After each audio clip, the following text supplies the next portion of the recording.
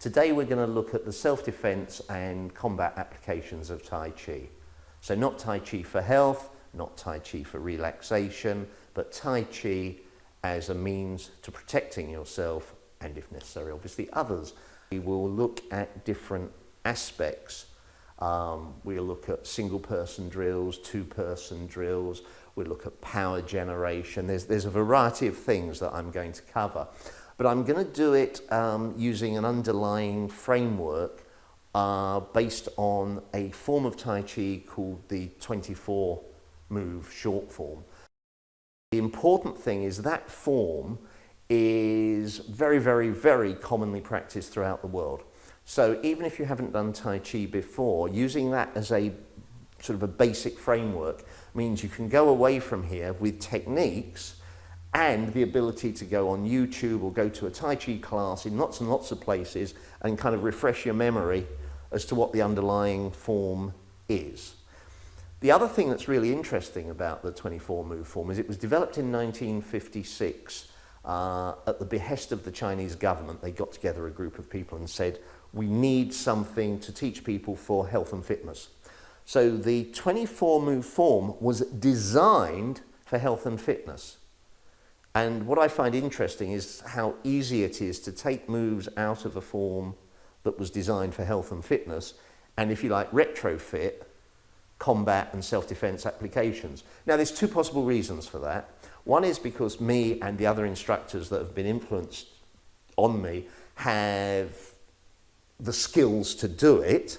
The other, and I think equally and maybe even more valid reason, is that although the form was designed for health and fitness, it was based on and uses moves that originated way, way, way before that, several hundred years ago, that were actually designed to hurt people.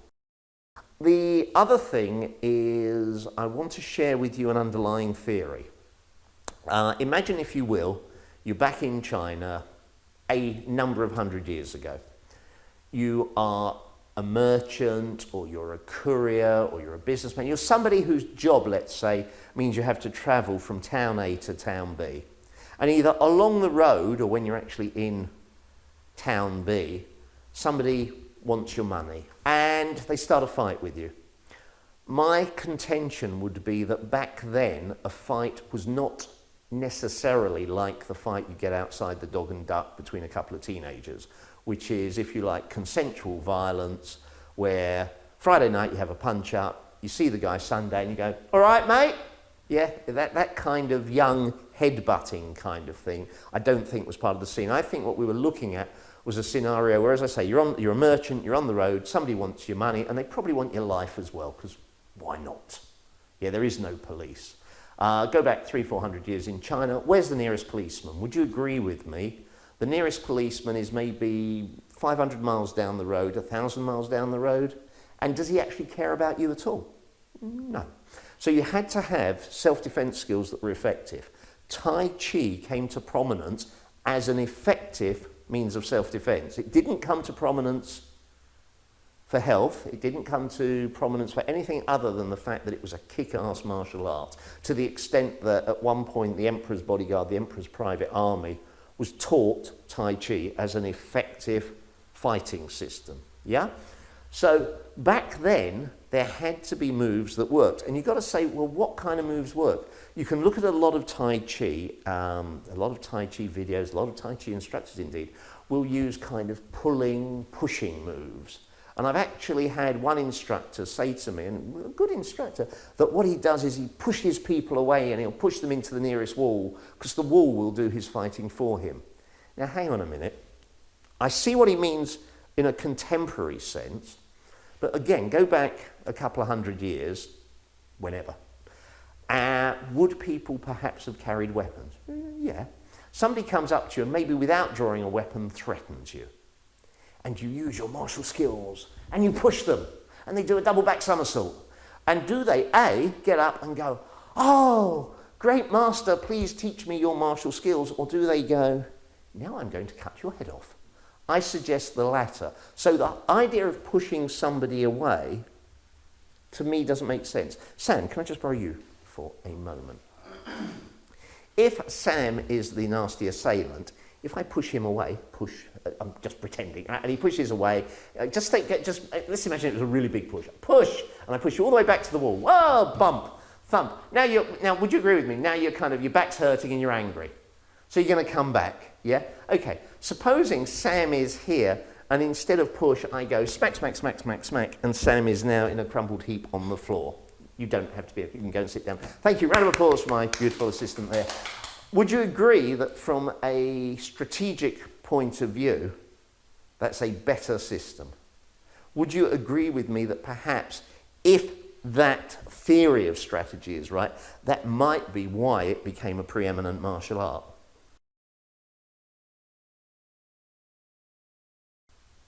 Okay, what I'm going to do now, I'll just show you a bit of the opening sequence of the 24 that we're going to use as a framework. So, and I'll show it to you from the point of view of the performance art of Tai Chi. In other words, the way you would do Tai Chi in a Tai Chi class that wasn't particularly combat related. So for instance, the first thing you notice is that the feet come together. Well, obviously from a combat point of view, that's a definite no because it impairs your balance. But let me just show you what the form looks like.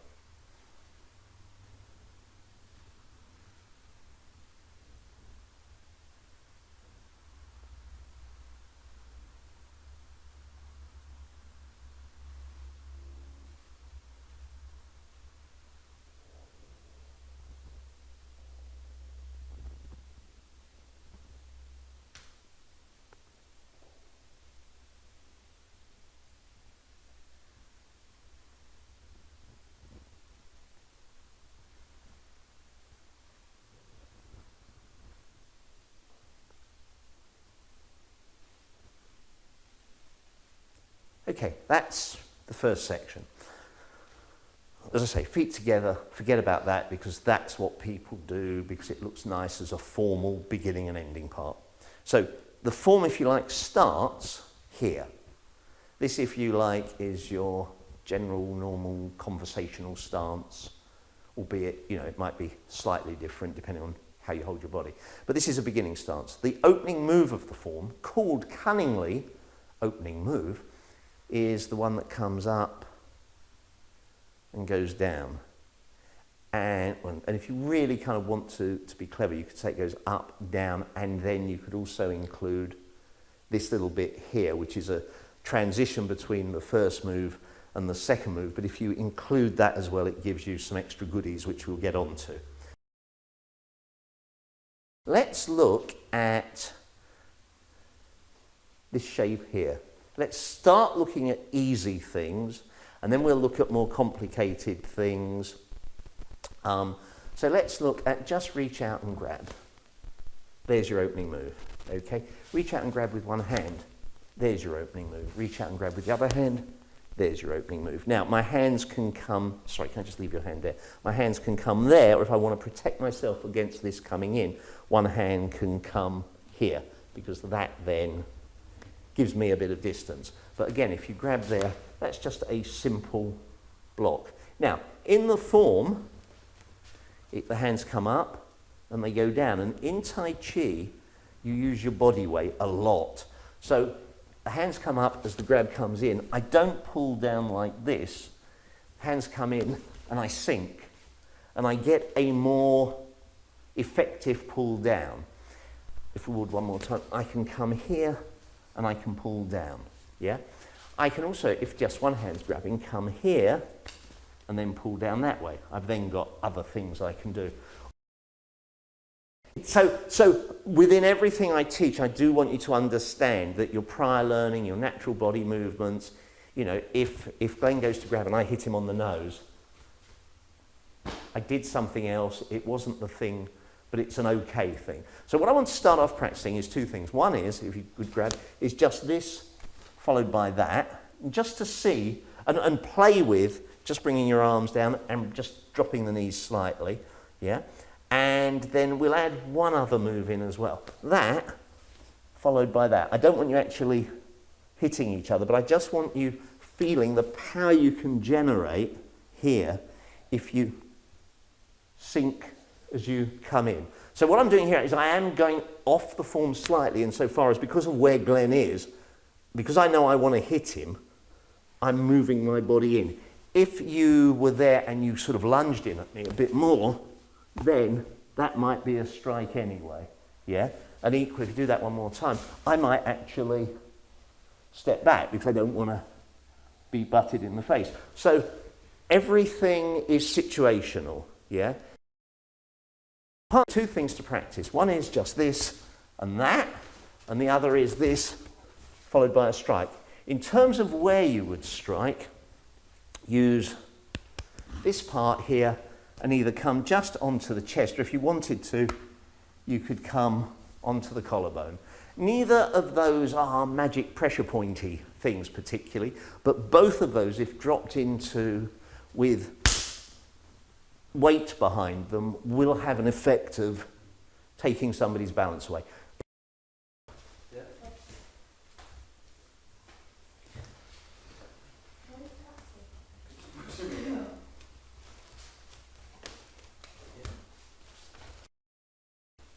Now, it's interesting, because what you're doing, Glenn, if you could just come in here, Mark, what you're doing is you're striking here, which is perfectly valid, and funnily enough, something I am going to look at in a minute. But for now, if you come in again, please. Here, sorry, come in again. Here, I actually want to look more at warding it off. Right. So if you go for that slightly... Tai Chi is a big thing about rounded posture, so if you come in again, here, a rounded posture. The reason being, if you come in here and I strike, then to grab takes too long. Yeah, it's another move. If I've come here with a strike, yeah, that would be a better move. Whereas if you come in and I go there, then it's all in one place. Yeah. So Tai Chi, if you like, is an art of simplicity. You want to do the least possible to get the most result. So here, I come here, I let my hands come rounded so that I've got that grab there. So it's not here and grab, it's as she comes in, bang. Yeah, so it's the shortest possible move you can make it. What was interesting about that is I didn't say start at a particular distance, so you automatically took a distance that felt comfortable. English people that have grown up in England, generally don't talk to each other like this. It's just not socially something we do. So we would probably talk, since we don't know each other well, we'd talk at about this distance, just at about touching range. What you did was you started a little bit further about that. Bearing in mind that we're looking at this from a self-defense, conflict, combat point of view, if I'm really angry with you and I want to smash your head in, am I more likely to be here, or am I perhaps more likely to start here? The answer is, I'm more likely to have invaded your space. So if I've invaded your space, or you've invaded mine, and you go to grab, obviously my reactions do have to be quick. You have a huge tactical advantage. But, yeah, that's where I'm going to be, which means that becomes easy. Again, here, there, that becomes easy because I don't have to do what you guys were having to do, which was by being here. And then you were kind of having to make it happen. As I said to you, Tai Chi should be it's really about doing the least. So if I'm like here and you grab, bang, it should happen, or it doesn't happen. There, I missed that. But look where my hand is. As long as I don't kind of go, oh my God, I've got to grab his hand. As long as I go, oh, what can I do with this? Whack. What can I do with that? Bosh. As long as I'm relaxed about it, and that's the thing with Tai Chi, you stay relaxed. You can afford to be at a distance that in sort of a karate kind of hard martial art would be difficult. Because if I'm in sort of karate mode and my muscles are sort of that little bit more tense, then the problem is my reaction time is that bit slower. Tai Chi tries to teach you to be loose. So when the attack comes, your reaction time is that little bit quicker. So try it again, just a couple more times each, but just start that little bit closer. Ah, that was interesting. Right, sorry, just stop for a minute. Glenn just did something interesting. Can you do to me what you did there, Glenn? You went up and then you pushed him away. Sorry, yeah. Right, yes, I came in here and you pushed, yeah?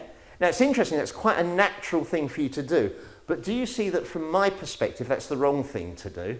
Yes. Because from my perspective, now I'm angry with you. Yeah. You pushed me away. Yeah, oh, now that's 1,000% more important than everything. First rule of combat, don't be there. Second rule of combat, if at any point you can get out of dodge, get out. Yeah? There is no glory in this day and age in beating the snot out of somebody. Yeah? There's never been any glory in it, I would argue, from a moral point of view, and there's certainly no glory in it from a legal point of view. And I've said this for many years, there are circumstances under which it may be necessary to kill somebody. I do not believe there are ever circumstances under which it is justified to kill somebody, but that's a moral, personal standpoint. On the other hand, from a legal point of view, you are allowed to use reasonable and necessary force. So, come here and be big, ugly and vicious, yeah? If the force that I am allowed by law to use is probably more, switch places with the other mean, ugly and vicious person, the one over there, right, okay, is probably more than, big smile to the camera, yeah, is probably more than this big, ugly and vicious, but it may not be. If this person, right, this young lady has just beaten up 3 of my friends and stuck a knife in 2 of them, then the level of force that I'm allowed to use is about what I perceive as being reasonable under the circumstances. Does that make sense? So, coming back to what you did, Glenn, thanks. Coming back to what you did, you pushed it. So I came in with a grab, you pushed away, yeah? Think about this technique very much not as a push. Think about it, so if you're the grabber now, I come here, think about it as going into the person. If you try and direct your energy, and I don't mean energy in an esoteric sense, I mean literally physical energy. Yeah? So here, the grab comes in, I come here, and I go bang, and I want my energy to go into centre mass. I want that effect. Yeah, so I don't want that, come back, I want that. Does that make sense? And can you see what it's going to do in terms of this way? I've got to chase him. I'm old. I don't want to chase him. This way, he's now somewhere where I can do, and we will do in a minute, some other things to each other. Let's move on. So we've done that, and we've done that. If you come in with that grab again, I can try and make that a strike. And again, please. And depending how good I am, I may get it there. I'm going to always err on the side of caution, because can you do it like really slowly? What I don't want to do is that would be silly. Can you do it again? What I don't want to do is that would be silly. So even if I'm trying to make it a strike, I'm always going to do it slightly at an angle, so I've got that as a fallback position. If I get that strike in, I get some kind of effect here. My next strike can just be that. Now, in the form, you come here and down. So there's a slight interpretation thing there. Come in, I try and hit him, I hit him.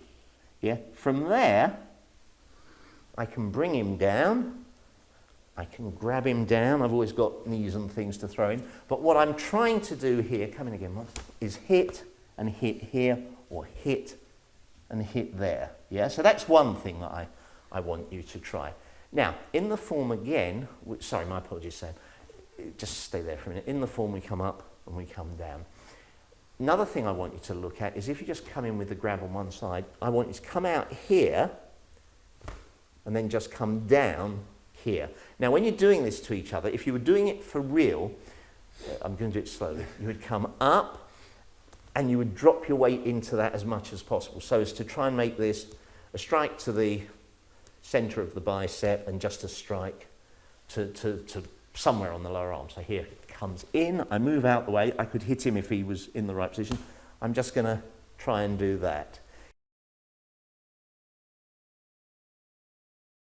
The thing with the feet is, in Tai Chi, we want to keep the heels on the floor as much as possible. So when you're stepping, if you step forward and your rear heel comes up, that probably means you've stepped too far from a Tai Chi perspective. A shorter step will give you a stronger foundation.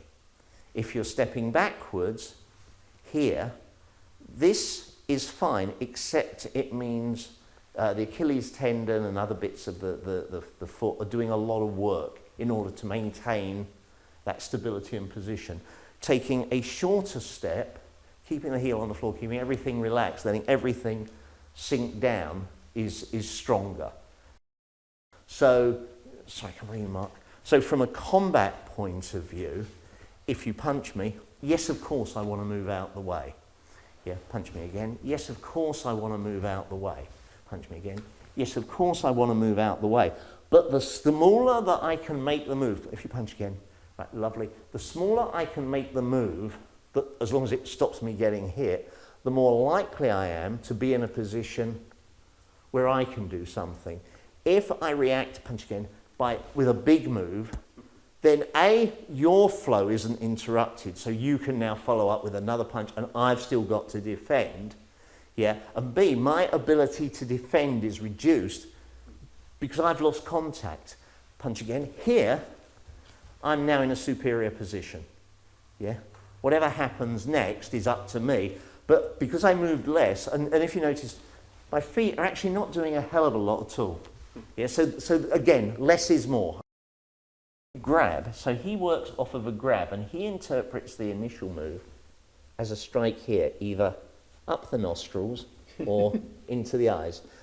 Fingers up the nostril are actually very powerful. I mean, most people, if you put your fingers up their nostril, you do get a... You've never put your fingers up people's nostrils? Oh, you should. Sorry, relax a minute. Watch. Yeah, he doesn't like it. Yeah.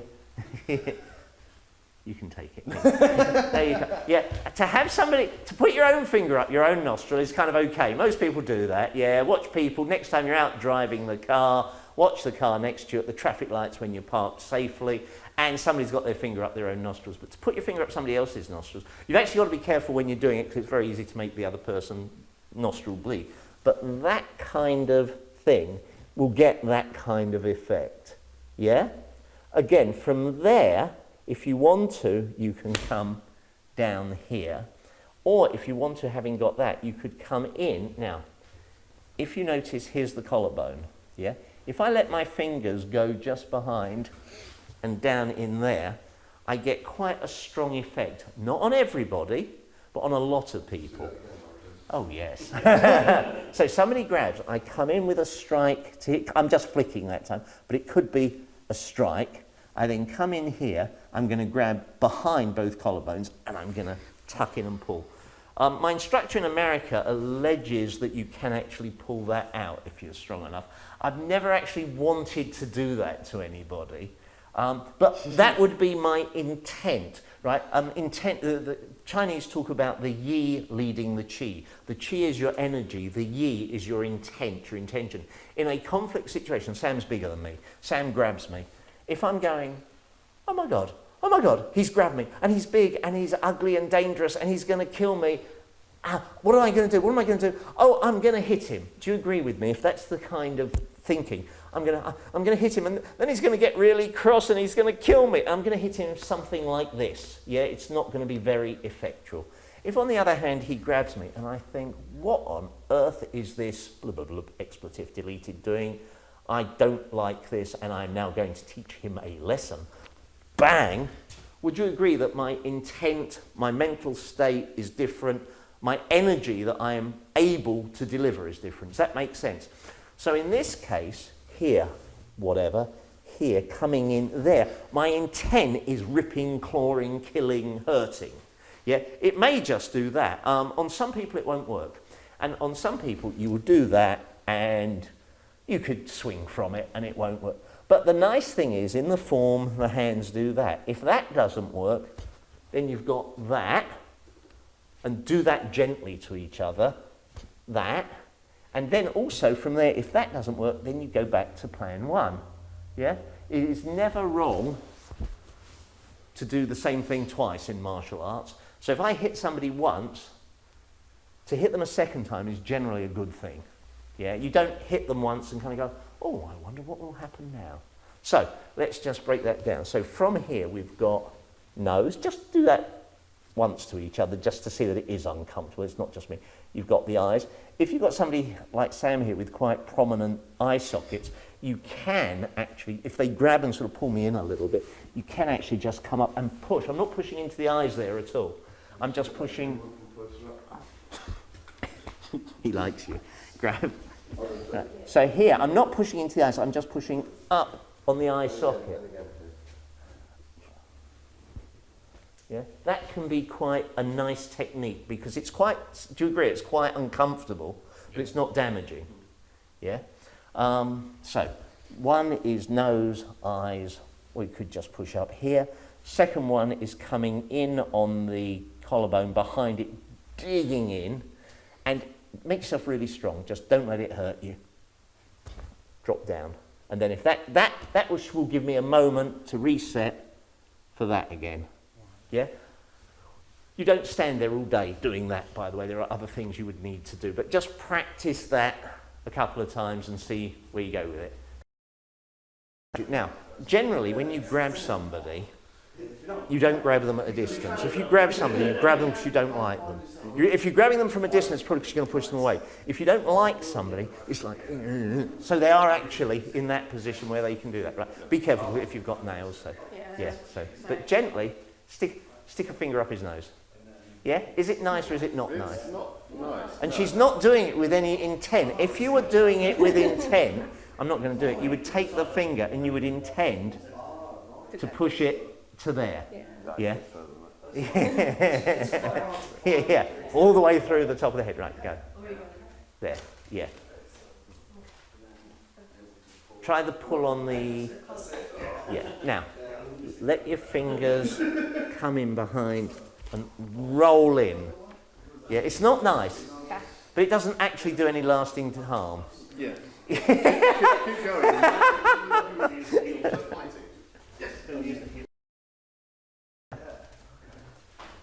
Yes.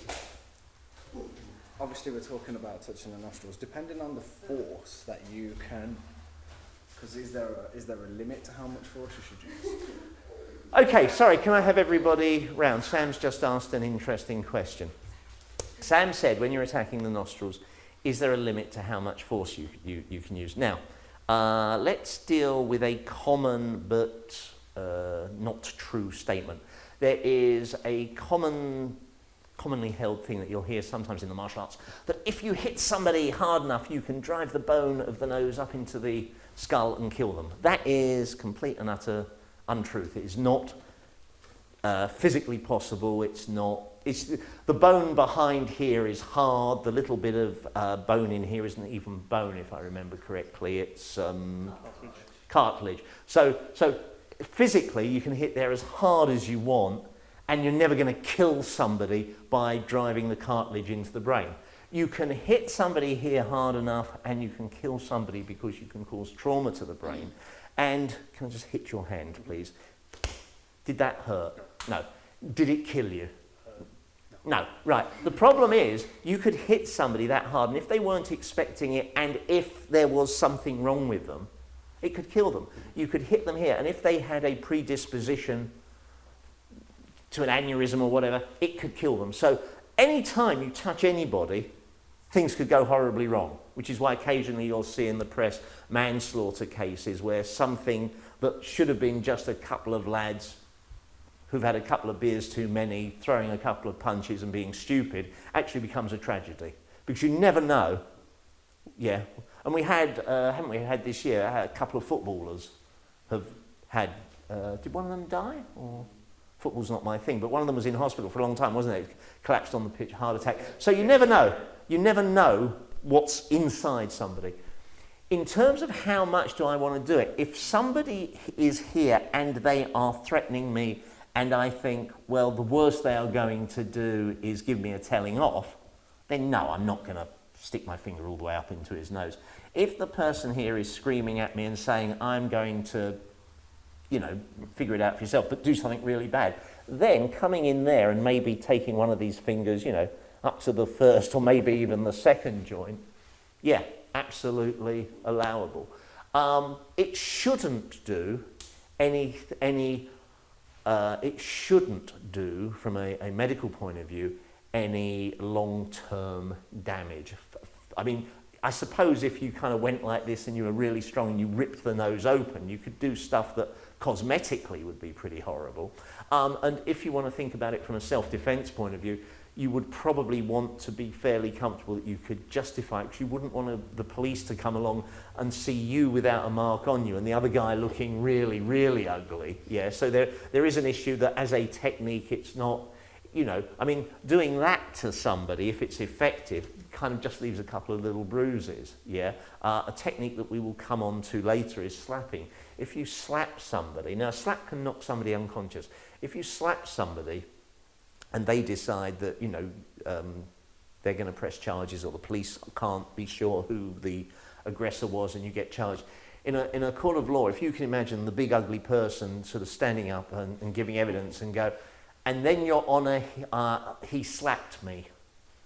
It's not the most masculine thing for somebody to say, is it? It's not like, yeah, he beat me up, or he punched me, but he slapped me. So a slap is actually quite effective, just simply because whilst it's physically effective, like from the point of view of, you know, reasonable force and what have you, what did you do? Well, I slapped him.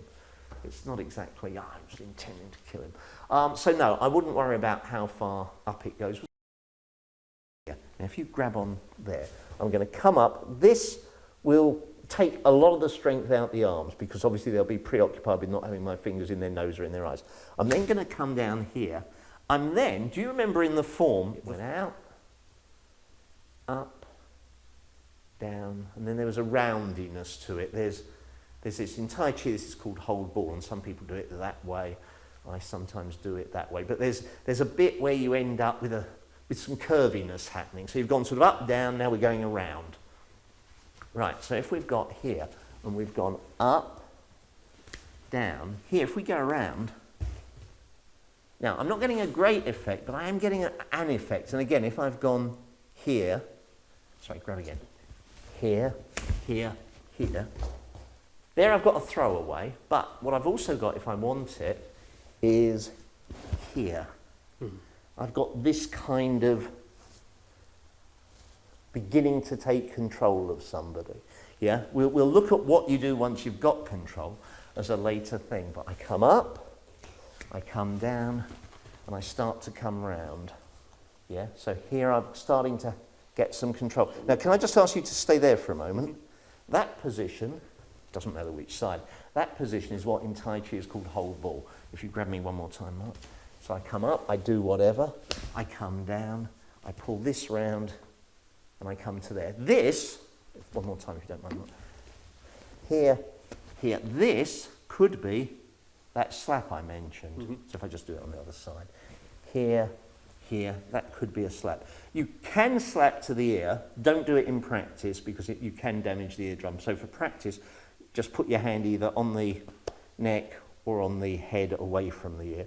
But you will find that, sorry, it's very easy just to push that there when you're pulling this here and here.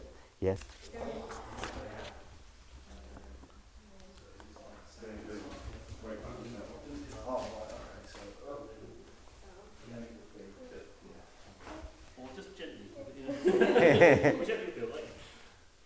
Right, hold her closer to you to begin with, because it's a grab, so you're actually, yeah, trying. Don't worry, just grab her shoulders. Yeah, now go for the nose to begin with, Mel, because she's bigger than you. You want to spot. She. So I have this thing with gender. Right. There we go. That's it. Yeah. Nice and slow. They don't actually break his nose. Do whatever's necessary there. I then come here. I'm looking at that. That's what I'm trying to do, is this kind of pulling inness. I want him nice and close to me. Okay. Right, a lot of martial arts, you want people away. Tai Chi, you want to be friendly. Yeah, because from here, I can do a variety of things. And really, at the moment, there's not a lot that you feel like doing from there. No. Yeah, this hand is free. You could hit me with that hand. But it's failing. But you don't, it doesn't want to, because your brain at that stage is more preoccupied. Balance is one of those things that your brain places a lot of importance on.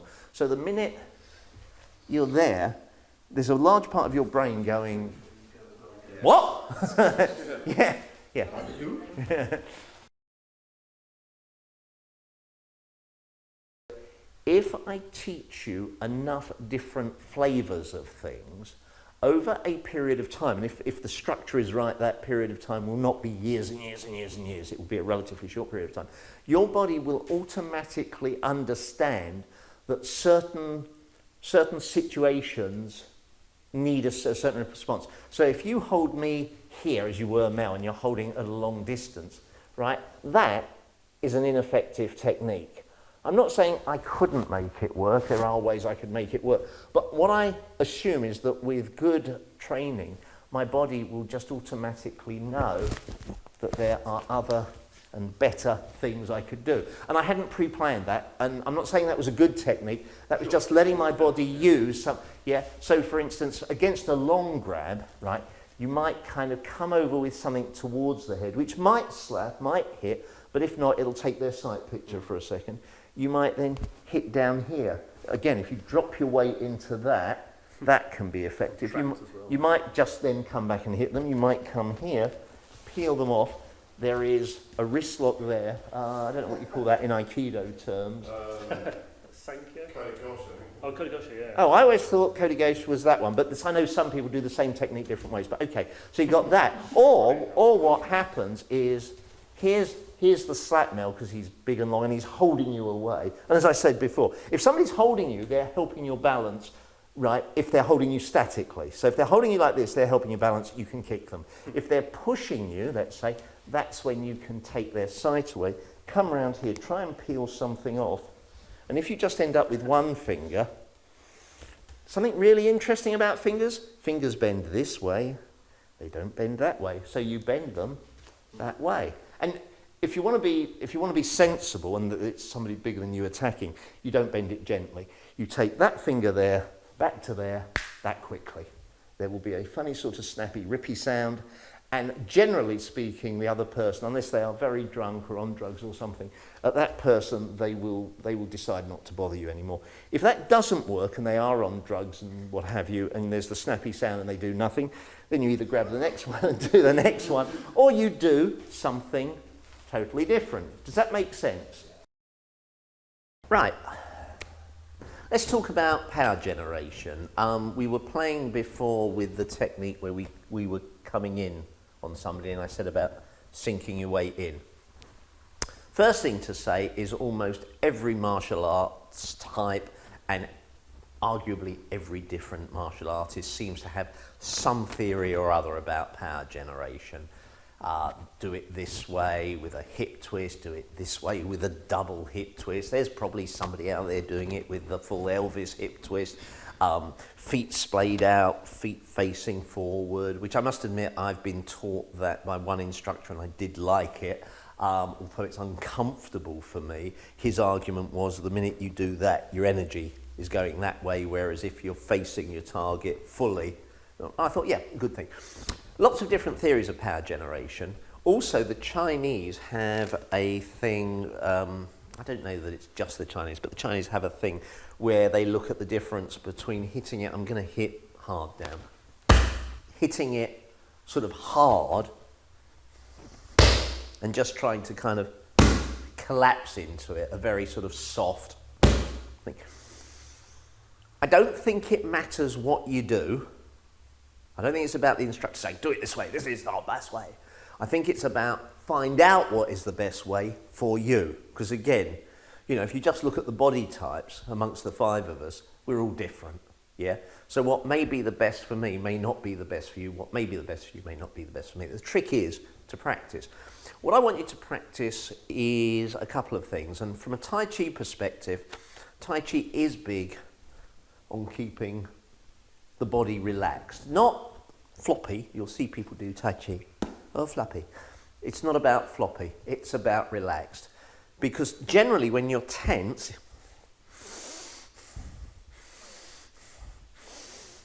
Hulk angry, there's power there, but there's a lack of fluidity. And if, as I come down, I'm going to do Hulk angry again, and what I want you to do is wait till the punch comes down and move that out of the way. Hulk angry. The problem is, I get down to here with that, yeah, and there's a big delay because I've put so much into that. I'm expecting to hit that person. All my intent, the yi leads the chi, all my intent is killing, going through, you know, fist like the cartoon, go through. And if it doesn't, move out the way, there's a disconnect. Whereas if I look at a more relaxed force from what I consider a Tai Chi perspective, and you don't actually take this long to set yourself up in a fight, it's a suboptimal strategy. Hold on, I'm just going to get ready to fight you. Okay, so here I am, I'm more relaxed, I'm letting my hips relax, I'm letting my legs bend ever so slightly. Now from here, there's my next move. Yeah, so again, this time you're going to move the pad out the way. No, move the pad out the way. No, I cheated that time. Okay, the hand will come up to here or go down. The second move is a little bit easier because my muscles are a little bit more relaxed. Does that make some kind of sense? Give it a go. Try both. And see what works for you. And if you want to try the same fist, I'm sorry, I'm hitting that way. You can hit with a fist. That's relaxed, that fist. The fingers are clenched. But it's not got that same kind of disappearing. Yeah? Give that a go. So if you do it with the fist just lightly clenched, that will give you more of an indication of the difference. Then if you want to go to the hand, I prefer open hand techniques. I think they're more flexible, literally, in the sense, sorry, just lose that for a second. Yeah. Okay, here we are. We're doing what, everything has gone wrong. So it's not a self-defense situation, it's become a fight, right? And he throws that punch, and I block, and I punch, and I punch, and I punch, and I punch. And I'm now in punching mode, yeah? Throw that punch. Noogie. My hands being open, to me, give me the ability to punch if I want to, but more importantly, they give me the ability to grab, claw, strike. It's just because it's more relaxed in here. Does that make any kind of sense to anybody other than me? Partner up, give it a go.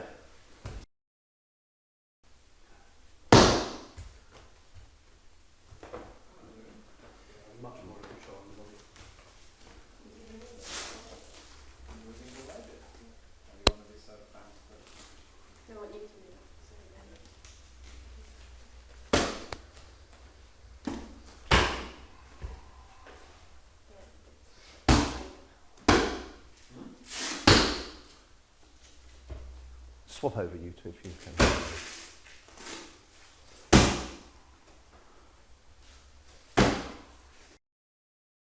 Start off a bit closer to each other, yep. Now, instead of taking your foot back, keep your foot there and just drop down into it. No, your foot moved. Pin your foot to the floor. Now sink your legs slightly as you do it. That's better.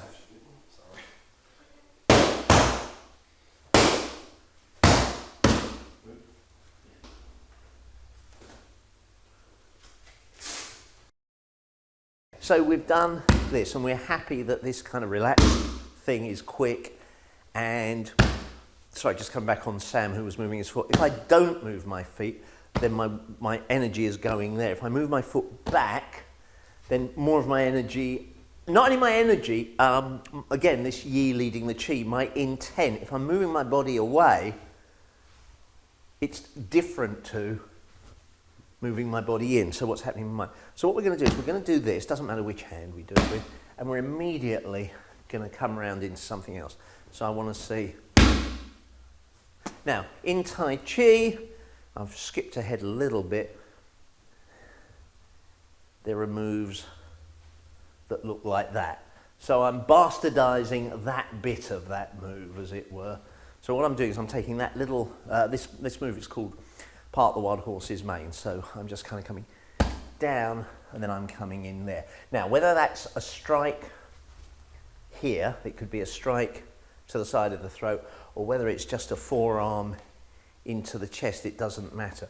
And you weren't being nice there, you needed to take a small step back. Yeah. And I wasn't using a lot of force, but what I was doing was moving in with my body. Here, ignore this bit.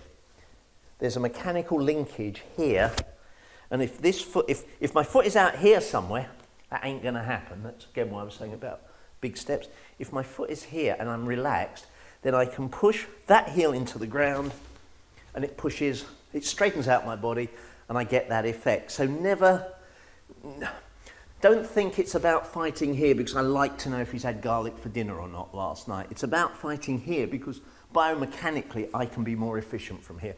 So I'm going to come here, I'm going to hit down, and I'm going to come in. And if I'm close, I can do it with a small step. If I'm a little bit further away, I can do it with a bigger step. If I'm close enough, I could do it with no step at all. And again, even there, I'm getting a reasonable push. So, depending on the range you're at, if I'm sort of here, I strike, and then to get the second bit, I probably need to take a long step in. If I'm a little bit closer to start with, that's only a short step. And if I start off close to somebody, there'll be no step at all.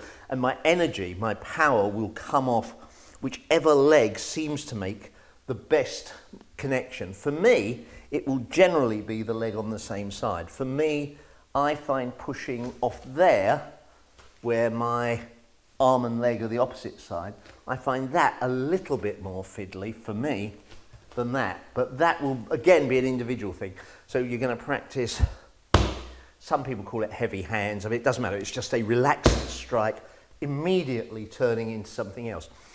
Reason this is so important is because one of the things you want to learn, and this is completely irrespective of what martial art you do, I would argue, is you never want to get married to a technique. You will occasionally see people in training doing something, getting it wrong, and spending ages trying to get it right. When from a learning point of view, you're much better off just kind of going, okay, for whatever reason, I can't get that right at the moment, go off and do something else. From a combat point of view, I've been practicing this punch. This is the most devastating punch in the whole world. Anything I punch with this immediately disintegrates. Unfortunately, you don't know this. And I punch you and you don't disintegrate. Now, if I've been putting all my confidence in that one punch, do you agree that it's pretty likely that at this point I kind of go, please don't hit me, yeah? Or just, whatever. Whereas what I want to do is do this with full conviction, but when it doesn't work, so push up, doesn't work, I want to go and do whatever else it is. I don't want there to be any lack of flow. So just as here we come from 1 to 2, yeah? And you could go 1, 2, 3, 4, 5. There should be no interruption. It should be seamless. Does that make sense? Have a go. That's all right. Come, bring your rear foot closer in. Fine. Now again, your heel's coming up because you're letting him be too far away. So think in terms of, let's just say, here's where he's grabbed me, and I'm coming bang, bang. Both of those would be quite close. So very close. Then I want to, and I don't necessarily even want to push him away with this. I might again be just dropping this into him, or I might be going bang, bang. But it's this, yeah. Have a go.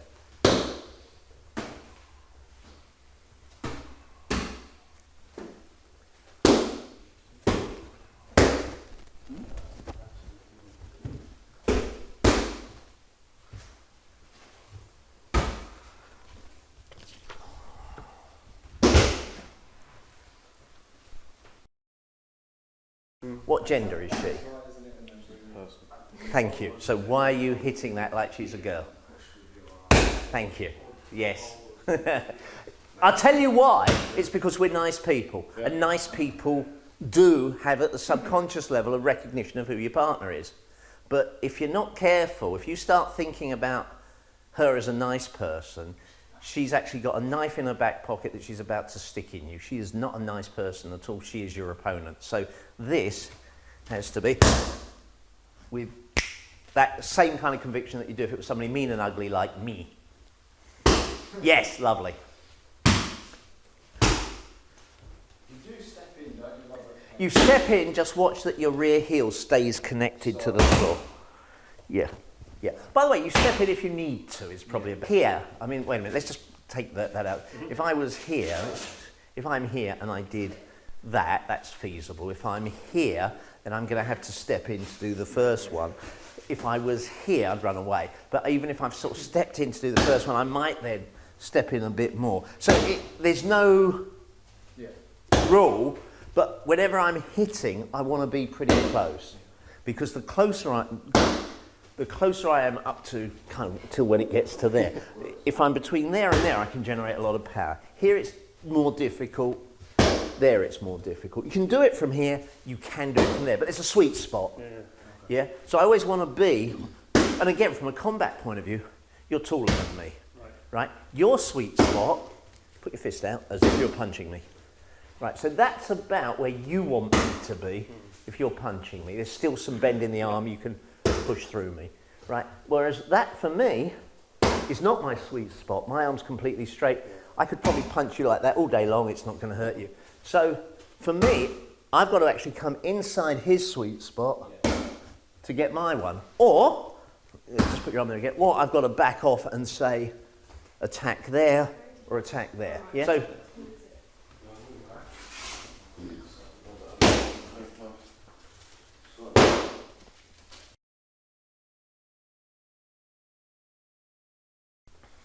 as I said, just to recap, I don't believe there is a right and a wrong when it comes to power generation, but I like the idea of relaxed power for a couple of reasons.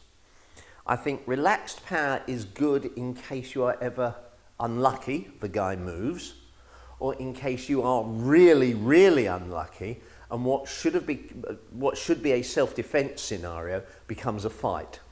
In my mind, a fight is something that is done by mutual consent. Self-defense, combat, is when one person attacks and realistically I want to appear the innocent, I want to appear the victim to that person right up until the point when they wake up and think, what on earth went wrong? Yeah? I don't want to kind of go, I've done 42 years of martial arts, let's duke it out. That to me is stupid. It's adolescent. There's no moral backing to that at all. When the police come along and say, why did you beat him up? Your only real response is because I enjoyed doing it. Please arrest me. Yeah? I want to do, no, I don't want to fight. Please leave me alone. I want to do everything I possibly can do to avoid that fight. When it becomes inevitable and either the person is about to make the first move, because under English law you are allowed to preempt an attack if you feel that it's serious enough, that it's life-threatening, etc., etc. Or he throws that first punch and you do something, yeah? I want that something to be effective. If, however, that goes wrong, and I throw my marvellous technique and he moves out the way and he punches me and then I'm punching him and he's punching me and I'm punching him, so it's become a fight, then from my perspective, relaxed power is more important because it should let me go on longer. Yeah? If I am a trained boxer, yeah, I've done my road work and I forget how many rounds. Is it you're meant to do, 100 rounds in training for every round in the ring, or 10 rounds, whatever it is. If you're a competitive fighter, you train hugely to build up your stamina so that under a combat situation in the ring, you won't get exhausted. In a combat situation, self-defense situation on the street, because you'll be frightened, if you have any sense at all, you should be frightened because the adrenaline will be going, yeah. You don't want your techniques to wear you down as much as the situation. You want your techniques to be relaxed. You want them to be strong, but you want them to be relaxed. Does that make sense? As I say, I'm not saying that what I am saying is right. I'm saying that what I am saying is right from my perspective, and I have some justification for it. I think it's for you to decide what's right for you as individuals. Yeah? Does that? Okay. Right. Let's move on. I want to look at a couple of things. I want to look at a technique based on these moves. And I also want to look at a two-partner exercise. So first of all, we'll do this move here. Now this move is called Part Wild Horse's Mane. Why? I have no idea. Sam, can I borrow you for a second? There are people who study statistics, and there are people who study fight statistics, and I don't mean boxing fight statistics, I mean street fight statistics. And they come up with a range of ways in which people are likely to assault you. A very common assault is a push followed by a punch. Another common assault is a roundhouse punch. And a particular kind of roundhouse punch, a roundhouse punch from somebody who's not well trained. A boxer will take some kind of boxing guard, he'll jab, and the roundhouse will come with a lot of balance, and the feet will be in a good position. Somebody who's just angry and trying to thump you will probably throw the punch, and whichever punch they throw, they will step forward on that side. The reason being, it then has a lot of body weight behind it. So there's my roundhouse punch trying to take his head off, without actually taking my head off, because it'll interrupt my flow of speech. Can you just practice that a couple of times? There, and actually just gently make contact. Here we go, and again. Right, so that's the punch, go. That's the defense. The defense, ignore this hand, because in the form the hand is here, but just looking at this hand, the defense is this part wild horse's mane. Punch comes in. Now, I'm actually stepping into it. If you come a tiny bit closer, if you now try and dot I can step back, but if it's possible to step in, one more time, it's better, because here, if I step back, punch, then I'm in a position where if he steps forward and punches with the other hand, I've got to defend. If he's hitting me and I step in, I am now very close to being able to do something before he gets time to readjust. Right, one more time if you don't mind, Sam. There's that punch. Now, the angle here is important. It's not critical and you'll play with it, but I'm not just blocking here.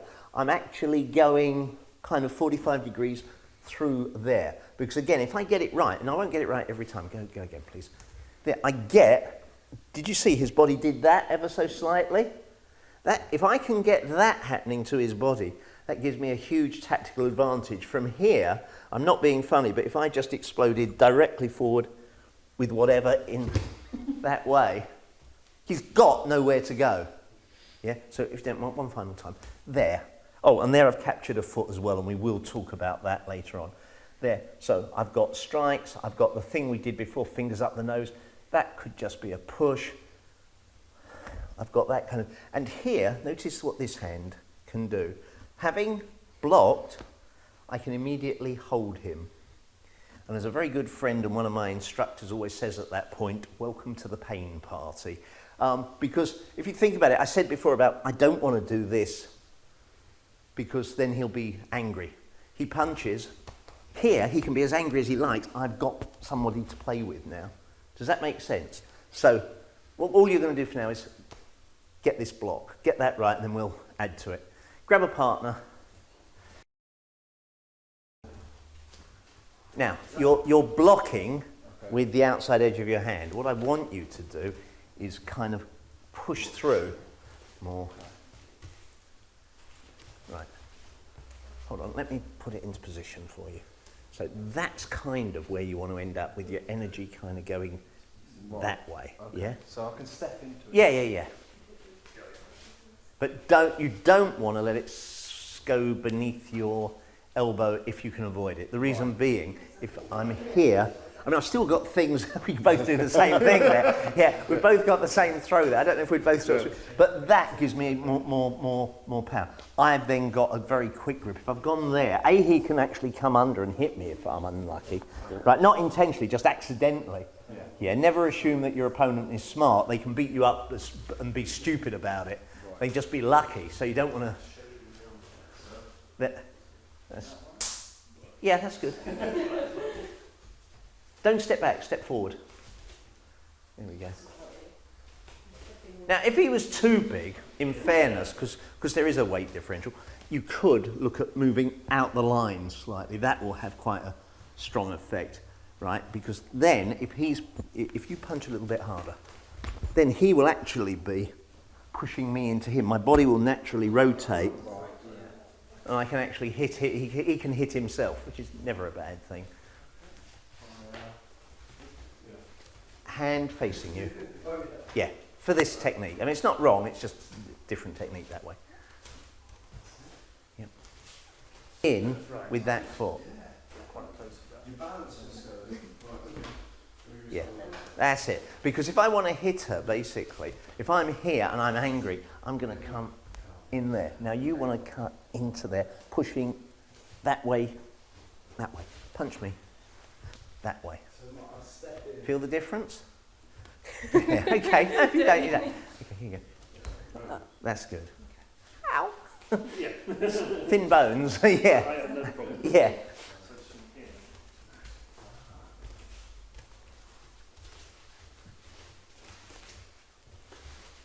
And swap over if you haven't in terms of the hitter and the hitty. Oh, yeah, we've been. Oh, you're doing, I mean,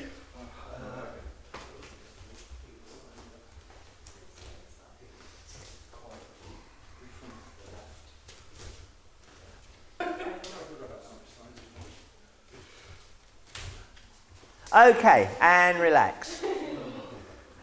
Right, let's add something to it. Glenn, can I borrow you for a second? I noticed you were about to sit down there for a rest. I thought we won't have any of that. He's not looking at me. So, in the form comes from here. You do part wild horse's mane, you then draw back, you hold ball, you do part wild horse's mane. And you do it 3 times as it happens. Let's look at the second time. Let's look at the same defence, which isn't the only application, but this is a nice basic application. Here's that first one. Now, just because this is being videoed, let's do it on the other side. I'll show you why. So, here's that first one. Now, in the form, the hand does that. The body sort of rotates back a little bit. We won't worry too much about the body rotating. Let's just get this grabby bit. Now, let's step forward and do that second move. Oh, look, I've accidentally hit him. Yeah, and I've hit him kind of pretty much along the jawline, across the throat, along the jawline. That's a pretty darn powerful place to hit somebody. It causes shock to go into the brain. It also affects the carotid artery on that side. So the punch comes in, I block, and I immediately step forward, pushing my body weight into him, just using that as a delivery mechanism. It's that that pulls him in, and that's very useful. That's very useful. This is just kind of icing on the cake. I mean, don't get me wrong, if you've got big, strong arms, if you punch, here, that arm can put a lot of energy into there, but I hardly need the arm to be strong, because just that going up that way is going to do a degree of mischief. At which point, basically, what happens in theory, and obviously as we know, Murphy's first rule of combat says no plan survives contact with the enemy, so it can all go horribly wrong. Punch comes in, I block, I hit, he has a sleep. That would be the intention, as it were. This hand then is there to help him gently to the ground, so he doesn't hit his head, causing a concussion or anything bad to happen. Be nice to your attackers time. Does that make sense? Do you want to give that a go? Give that a go. Yeah, start with whoever and then we'll swap a couple of times. So then a grab with that one. Step in. Now, because you are way tall, you're 83 foot tall and she's only a midget, you bully. Right, so she punches, you block. What you may have to do, instead of stepping through, you may actually have to do a foot switch. So you may just have to kind of do that. Yeah? Now, I did it quickly, but equally you could go 1, 2. Yeah? As long as she moves and you get the result you want. If you're capable of moving quickly, because Tai Chi is practiced slowly, some people think it should be used slowly. That's not always the case. Oh, sorry about that. So, like that. Is that all right? So, fly. And then take the arm. Step in. Yeah. You've just the problem is what you're doing. Sorry, can I just? You've got this happening, and then what you're doing is you're kind of ending up a little bit tied up in yourself. Okay. What you've got to do is you've got to find space. So you block. That's got to work. Okay. This bit's got to work, and then here you want to end up here. So it may be, as I was just showing them, it may be that you kind of want to do a foot switch or something there. The fact that you practice Tai Chi slowly doesn't mean it has to be applied slowly. Or it may just be, sorry if you step in and punch again, it may be that from there, I would, I mean, it's not right from a Tai Chi point of view to come up off the heel, but maybe that's how I would end up. Yeah, I'm not, if it happens kind of thing. But ideally, whatever happens here, you just step an appropriate distance, but you want this to be nice and open. You don't want to feel tight. Is that? Yeah, no, Yeah. that's fine. So if we, and then Grab. Right before you, yeah, because you've stopped his initial attack, and what you want to do, basically, if you punch me, here's the punch. I've stopped your initial attack. There, I've just taken your balance a little bit. It just stops this being fired off a little bit. There's a thing called a cross extensor reflex. If I think cross extension reflex, I can't remember what it's called. If I pull this, you can't hit me with that. It's because as I pull this way, that goes that way. Yeah, yeah. So the punch comes in here, that gives me that. Now in this case, I didn't even need to step, but if I had stepped, yeah. It'll depend on your height, my height, his height, how many people in the fight. Shouldn't fight with lots of people.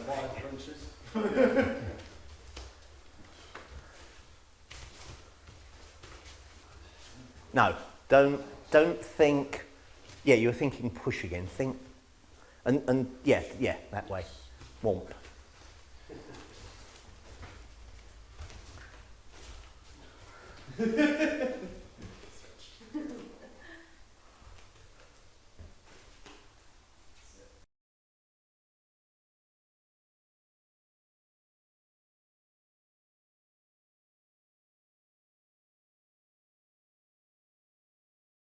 Now, as I've said, there are some instructors who say whatever's in the form, I think I've said, some instructors believe that whatever's in the form you should do in combat.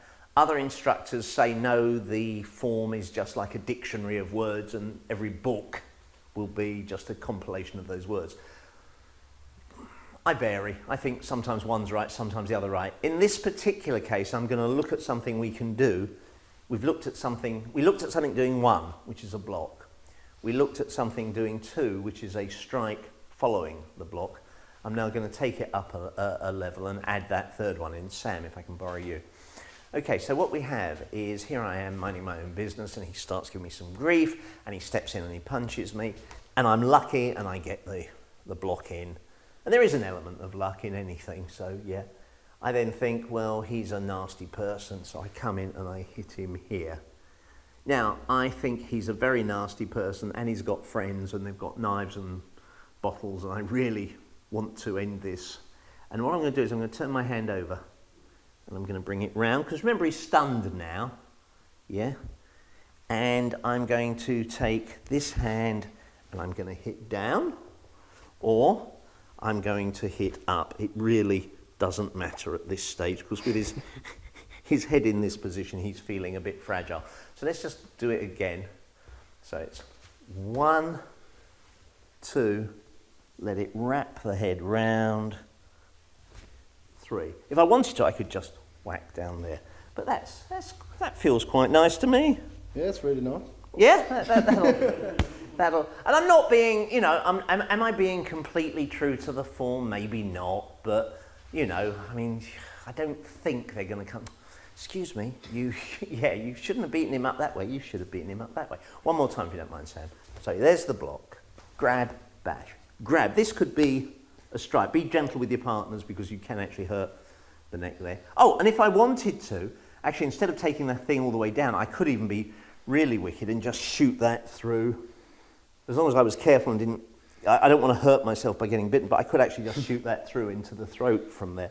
But I can take it all the way down and just whack into there. Try that and have a little play with it and see if putting that third one in causes a little bit more mischief. Yeah, I mean there, if she's gone all that way down and you still want to do something, you could just use the heavy hand type thing that we were doing before and just, you could whack between the shoulder blades, you could whack on the head. Yeah, whatever works. I mean, you know, where the person moves is going to define what you can do. Sorry, the rain is getting rainful.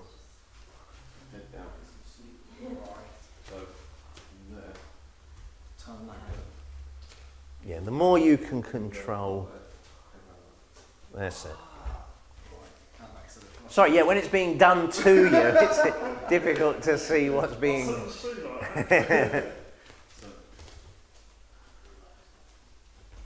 No, inside with that one. Yeah, I keep going on the outside. Yeah, I mean, don't worry. I mean, it wouldn't be the end of the world if you did. It would still make them go to sleep. But then there, Right. and then you hit them with that hand. Yeah. And again, you could use that heavy hand on... Sorry, let me just show Sam what it looked like. So if Glenn comes in with a punch, there's the first one. Pull, I get that shape. Step in, I get the second one. Here, I come round. Now, I can come here on top, or as I was saying, I could actually just come through there. That would be fairly unpleasant, but that is quite nice. And then I keep coming in here rather than here. Because you're so close, you would just either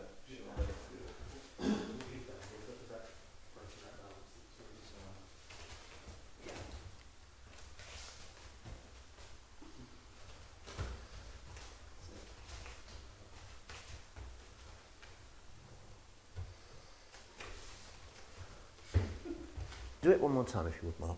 Just watch. Right, that's what I was noticing.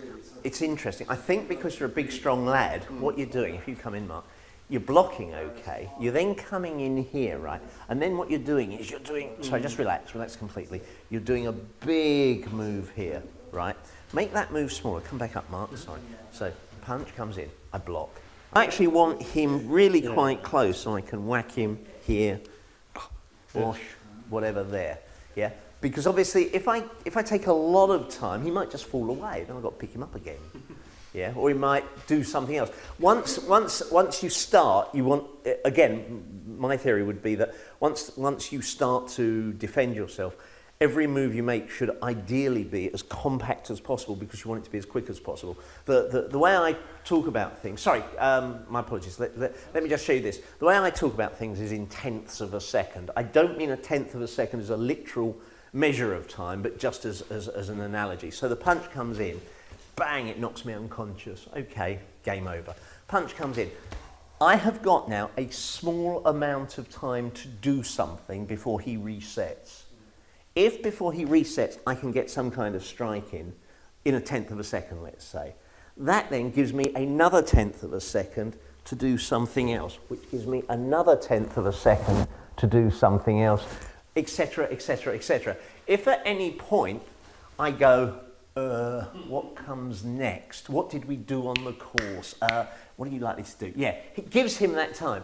So big moves tend to give your opponent more time.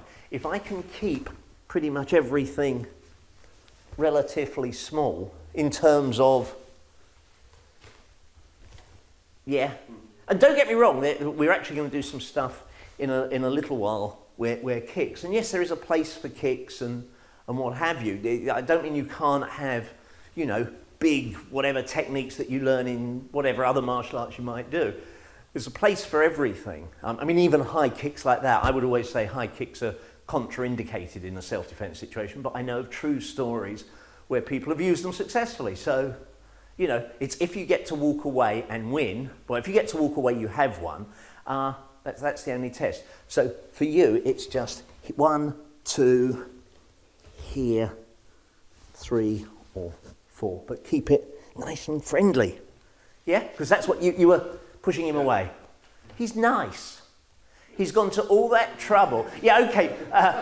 Sam said before that I actually perhaps need to look up in a dictionary the definition of nice, because it's, yeah.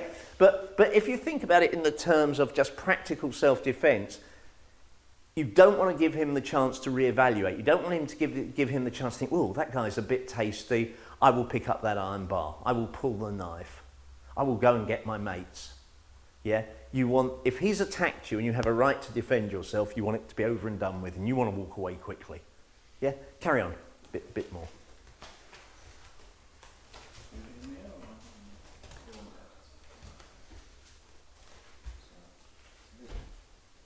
Now pull him in. As soon as you've done that, pull him in. That's it. Now hit him again. Yeah, and if you can't hit him there, sorry Mark, I just borrow you. If he's kind of in the wrong position, don't spend a lot of time, just, you know, good old whack between the shoulder blades will definitely take the air out of somebody, and well, I say definitely, it should do if you've done all the other previous thumping. Carry on. Way too close now. Well, I could quite well. I think one of the things is not having this break in the balance. That's entirely different. Yeah. You've got to grab to break her balance. Grab, that's it. Now step in. Something you're doing that you could... yeah, I mean, that's nice, but in the context of here's the punch, what you're doing is you're grabbing here. Right? Just grab there. Okay. So just grab the nearest bit. Now, obviously, if you practice with your fingers, you should be able to get a little bit of pain in there at the same time. Not a lot. So the punch comes in. I block. I break the balance. And as I was saying to Mel just now, if I practice gripping, then I can actually get a small amount of pain into the person with the strength of that grip, which is never a bad thing. Bang. I'm not going to step in here because Mel's near enough that I don't need to. I'm going to hit her in the head.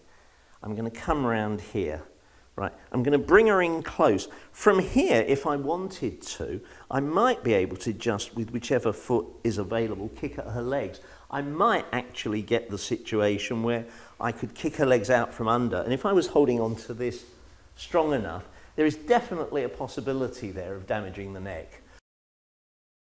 Okay, so let's look. The punch comes in, we block the punch. We immediately grab, and because I don't need to step in this case because of where she is, I'm going to shoot that hand in off of there.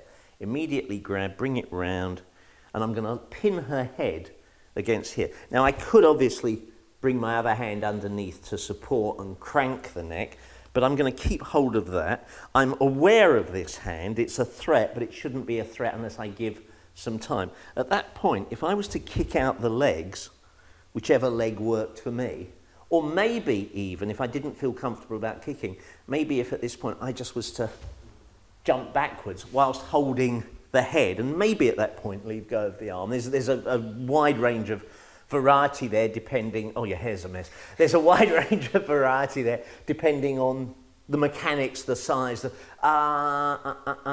can I borrow you for a minute? And just let's look at that. The same thing. So there's the punch. Bang, I shoot that in. Right, I came forward a little bit there, I needed to. I shoot that in and it stuns him. If it doesn't stun him, if it doesn't take some of the wind out of his sails, that is not going to work. And when I get to there, if he's any sense at all, what he's going to do is he's going to open his mouth and he's going to bite a big chunk out of my side, because that would be what I would do. It's mean and horrible, but boy, would it stop this person from taking advantage. Here, there's my neck crank, if I stay that hand, or here on this side. I'm just holding him in. It's not pretty. It's not some phenomenal technique. But how do you feel at the moment, Glenn? Do you feel... to be uncomfortable. Yeah, and then from here, I'm either going to try and... if I'm big and strong, I'm going to kick the leg away. If not, I'm just going to jump back, pulling this way, maybe pulling up slightly on the neck. Play with it very gently. Please notice the lovely colour on my beautiful assistant's face. That's because it was uncomfortable. He was not sitting there going, oh, this is really nice. It's like a holiday in the Bahamas. Because it wasn't. Well, unless you have very strange holidays in very... yeah. Does that make sense as a technique?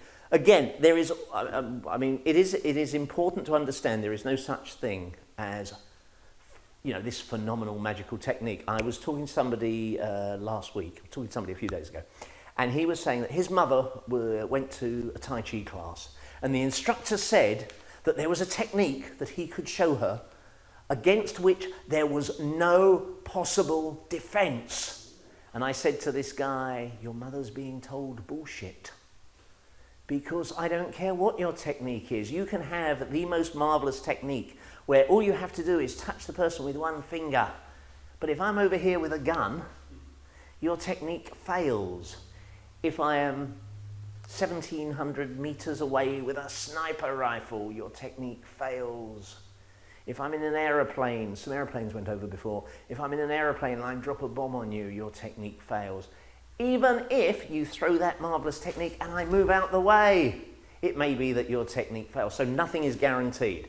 So the trick is the punch comes in, we get this strike in, and we're not waiting, but we're paying attention. At this point, if I do that and my arm bounces off and he just gives me a mean stare, my next move is, can I join your gang, mate? Yeah, that's my default position.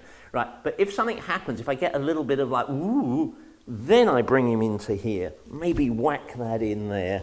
That would be quite nice, actually, dropping that in there. That would cheer him up no end. Yeah, I've then got, again, that 1/10 of a second to do something. I could crank the neck, I could jump back and crank the neck, or I could just push him away. It could be one of those times when I decide I've done enough. Let go. If that makes sense, give it a go. Be gentle with your partners. We're going to look at the first of a number of two-person exercises. It's just a way of working with your partner to practice simple core skills that are beneficial. Yeah. So once you get this as a concept or as a principle, you can use it with an infinite number of different techniques. So what I want to do is I want to go back to where we started at the beginning, and I'm just going to add one extra thing in. Right, so you come in with a grab with two hands. I'm just going to block and I'm going to pull down. The extra thing I'm going to put in, which is in Tai Chi quite a lot, but a little bit further on, is a push. I'm going to come in with a push, right? I'm then going to step back. That gives you time just to relax back to a neutral position. I'm then going to come in and grab, and you just come up, down, push. That'll let me get back here. So that kind of sets me back for now. You're going to come in and grab, down, push. That lets you set back. I grab, down, you push. That sets me up. I'm now ready when you grab. 1, 2, 3. So that push should put you back into a position where you feel that you're ready for me to come in. So if I grab here, so I grab, you block, you pull down, you strike, and I'm letting that strike drive me upright because I know it's a game. Now you can, and that will give me, so I'm going to let that push, although my intent is to push you that way, don't let it, because I'm only doing it gently, let it push you upright. Yeah. Then, as I come in, you're ready to go again. But what I want you to try and do is eventually get it so it's just happening. The more you can get it to be a seamless drill, yeah, the more that just becomes part of what you do. Flowiness is important because once you get flowiness, going back to what we just did, punch comes in. There, if I can flow into that, I don't give you those 1/10 of a second that you need in order to beat me up. If I have to think about it, if it's like, now what was it he said, what came, yeah, oh dear, too late. Whereas punch comes in, bomb, bomb, bomb. Yeah, so the purpose of a two-person drill is to build up this flow, yeah, in an artificial way, but then you're taking it with you so that your body is more used to moving in a nice musical rhythmic way. If anybody here has ever looked at the Brazilian martial art of capoeira, it is awesome. I mean, it's one of my favourite martial arts. I'm no good at it, I can't do a cartwheel, but it's favourite because one of the things it teaches right from the get-go explicitly is that there's music playing. Yeah, in every martial arts club you go into throughout the world, there is music playing, but in most cases it's invisible. It's not real. But if you watch people when they're interacting, there is a rhythm to what they're doing. Like you guys when you danced before. Yeah? There's always this music playing in our heads. We are sort of rhythmic creatures. And the more you can improve that understanding of the rhythm of the other person, the more it just amplifies your martial arts, or your combat skills, your self-defense skills, whatever you want to call it.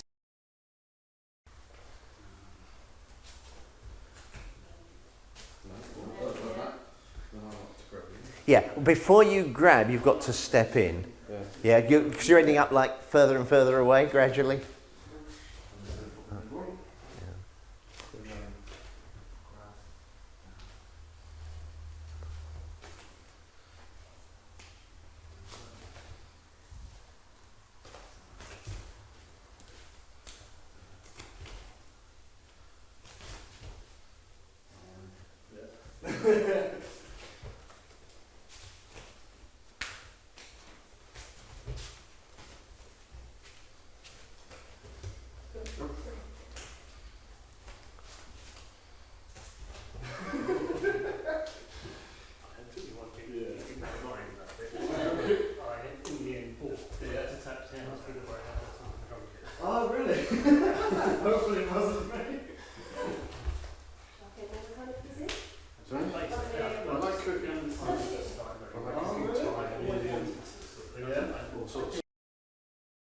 we've done, sorry, bad habit that looking down.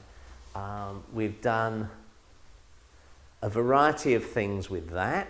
There are more, but we've done a variety. We've done a thing with that. We've done, I'm not going to the side, I'm just aware that there's a camera. We've done some stuff with that. In the form, the next move is this, which is called, it's called it's called White Crane Spreads Wings. I've only been doing it for 30 years, why should I remember what the name is? And then you've got a move that's called brush knee and push step, and you do 3 of those again, just as you did 3 of the things, in the 24, which is this foundation that we're using just for the sake of this. We've got a hold ball, white crane spreads wings,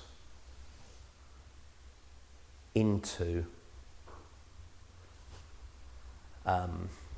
brush knee and push step. Sorry, the last move is called brush knee and push step.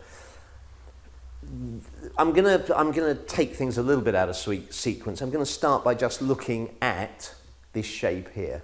Now, as you can see, it is similar in many respects to that. So I would be the first to admit that there is some sort of cross-pollination between the two. Mark, can I borrow you for a second instead of that shape, and that will be a valid block. Yeah. Okinawan karate, some styles of Okinawan karate use what they call double bone blocks, where instead of blocking, if you punch with one bone there, or punch again, or the other bone there, right, they actually block with both bones. The reason being, it spreads the force, the incoming force, over a wider area and over 2. So if you were like really, really strong and I did a single bone block, potentially that bone could fracture. Theoretically, if I do a double bone block, you've got to put in a lot more strength for that bone to fracture. So that shape, yeah, that helps that, right? Now, if instead here of grabbing down, if you slide down, you'll always come to a stop unless their hand has been cut off about there, in which case you'll just slide off. But assuming they've got the bones there, the epicondrites, I can never remember what they're called, but the bones there in the hand, sliding down will stop, and it will also, if you punch again, here. Oh, okay, I stopped on the elbow there, it doesn't really matter. I can then step in, and I can come in with this shape. So this shape can be a strike. So let me just do it on the other side, punch with the other side. I could come here, I can pull down, I can step in here, and just remember where you are, because I'm going to want you to come back. Oh, actually, stay there. There, that's pretty much that shape, isn't it? Yeah, that's that shape. So I've got that as a possible shape, yeah? That's one. The other one I want to look at, punch comes in, just blocking like that, yeah? I then want to look at that bit. Hit. In the form, the move is 1. Yeah, it's got that kind of flavour to it. This circles, that. If you punch here, strike. Oh, by the way, if I should take all the power out of that arm before I strike, but even if I don't, as that comes in, even if that continues, it's very small chance of me getting hit with any great force there. That strikes, that strikes, that strikes, that strikes. Okay, so the punch comes in. There was my original block that we were doing before. I could step in and I can throw this technique as a strike. That's the first one. Or I can use it as a block. I can then hit. I could slap the ear, I could slap the jaw. But I want to do something that lets me have contact, because then I bring the person round. Now, if somebody had hair, which none of us have here, sorry, none of us have enough hair, I would actually grab the hair. That would let me control the head. I've then got a strike here. I can strike to the neck, or I can strike to the base of the skull. That can definitely knock somebody unconscious. And then I've got as many of those as I want. Here I was talking about tying the person in tight. In this case, punch here, take them up, then round, and I'm actually coming away so that I've got a nice operating field. That's it. Bosh. Do the slappy thing that you were doing on the pads before. Yeah. The second one is the punch comes in, you block, and it's the blocking hand that does. Obviously, that's got to have done something. Then here. Then here. Now, what I was showing, with your permission, I'm going to hit you both once gently. Is that okay? Yes, yeah. Yeah, right. I just want, right, so you get them here, and I'm just saying you can hit like this. It's none of these vertebrae that were. No. Yeah. Feel that that's got the ability, Yes. and that's just with nothing. Same Yes. thing for you. So it's just from here. So I've come round, I push the head, and I'm going to drop my weight into this. I'm not going to do it for it. It's just, yeah? And that's just literally doing it. Sorry, if I can just grab a pad. Right, if you just hold a pad for me. So all I was doing was, well, not even that, it was more just doing that. Imagine I've got your head down there and I'm going. That should give you quite a...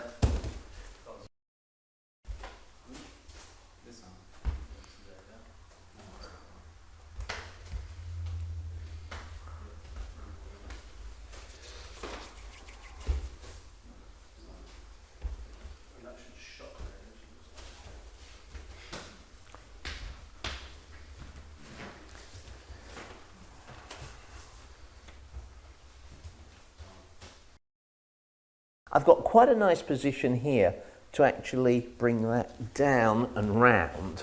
I could hit here. Now this is a funny position in the sense that this hand is tied up and it's not doing anything. But look at the other person's body shape. I've got a couple of free shots here. Right, so the punch comes in here. I just bring it round. Now, if it ties up behind me, right, if it tied up there, then I've got a lock on the elbow. So it's a reasonable technique in the sense that I like techniques that when they go wrong, it doesn't matter. Yeah, you don't want a technique that goes, punch comes in, and what I'll do is I'll use my mind to block it. Because if that goes wrong, it's going to hurt. Yeah, if I move out the way, that's fine. If I move out the way, let's say, and I try and attack the elbow, and we'll be doing some of this later today, I attack the elbow. If that works and I hurt the elbow, great. If it doesn't, then actually I'm probably pretty okay wherever I hit. It's got a wide range of fudginess, a technical Chinese martial arts term. Right, so the punch comes in. So I block it and I'm happy with that block, but I don't feel that I don't feel maybe that there's enough energy going that way for me to get that in without him clocking me. So he's there, so I actually let him go the way he wants to go. Yeah, and as I say, if I end up with it, if I end up with it there, that's fine too. Yep, sure. Or here. I'm just keeping contact with this. It just stops him. Oh, you have got a throw in Aikido where you do that, yeah. But this is just so he can't get away. Right, and again, this hand, I'm not like we were doing before. I'm not stopping this hand from moving by strength. I'm stopping this hand by moving because I'm hitting him. And his brain will actually give me a few seconds here while I'm hitting him because his brain will be processing that as a higher level of importance than moving the hand away. Do some striking and nerve point techniques.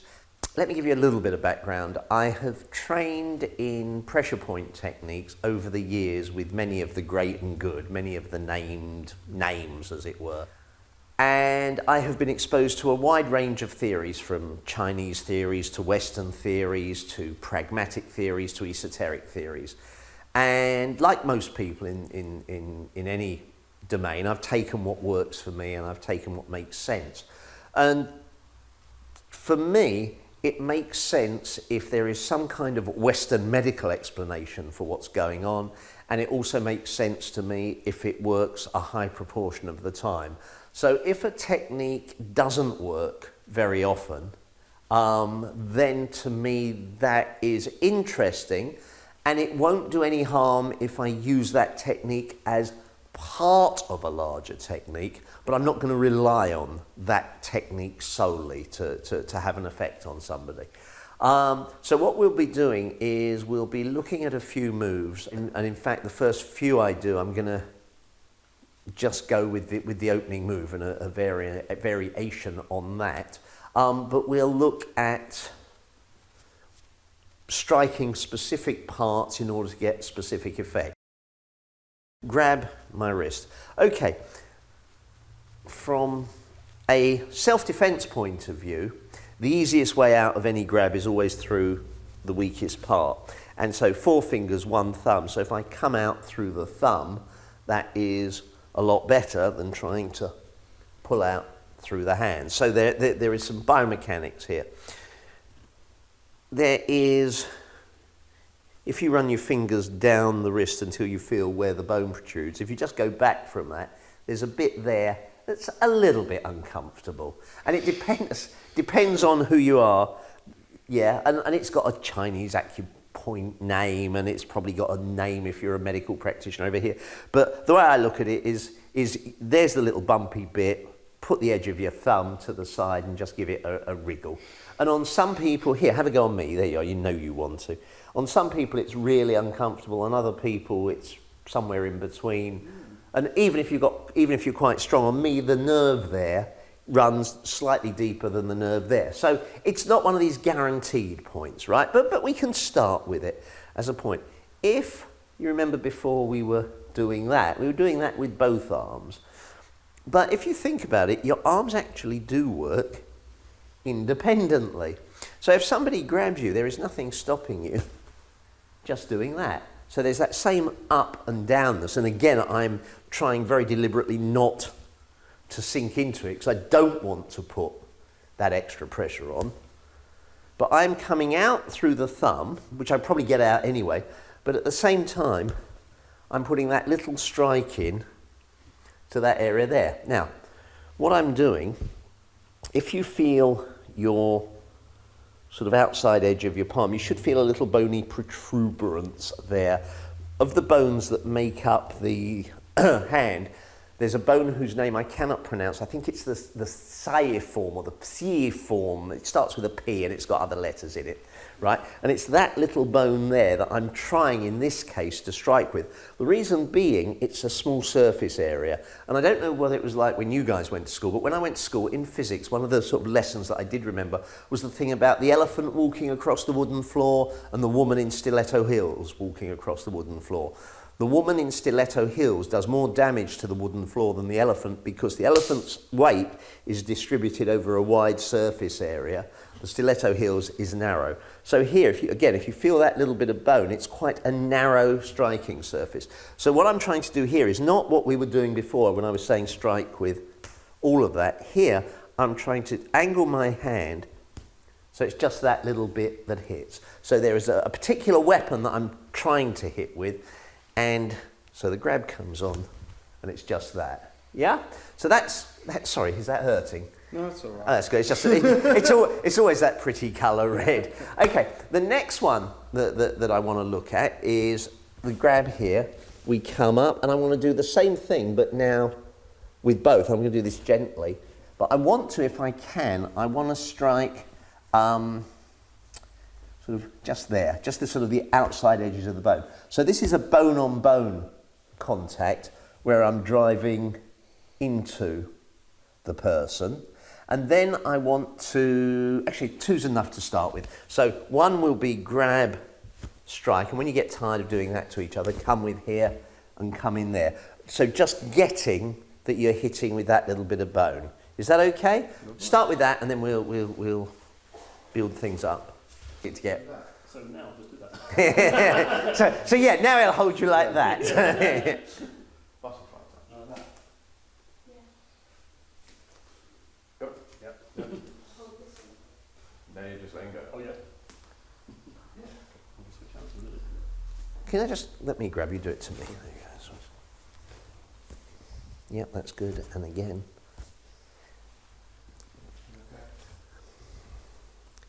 There's an element of that in what you're doing. Try and make it more Straight down. that, because then here I've got a shearing force. No. So the fact that it is a pressure point or a nerve point or whatever actually then doesn't matter, because then if it's sensitive, great. If it's not sensitive, I've still got a good biomechanical shear happening. It's this way rather than... Sorry, so it's more that way than it is that way. That's exaggerating slightly.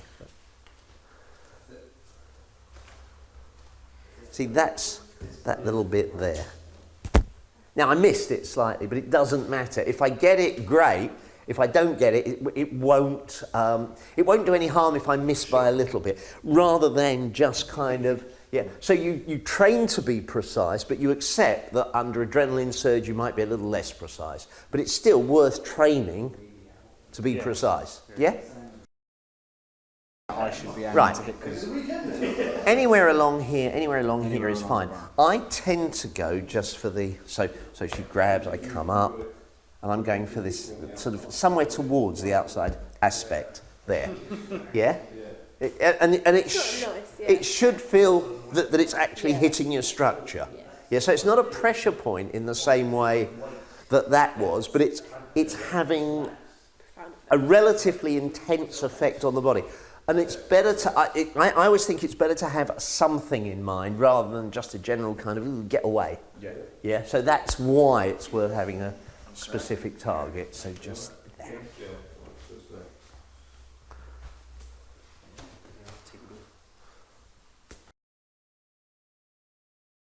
That bone, sorry, there, that little bit there, that's what you're trying to hit him with. That little bit in there. Yeah, it doesn't say, yeah. Yeah. And straight through him. Don't? It's not anticipation. Yeah, okay. Figuring out which arm doesn't hurt anyone.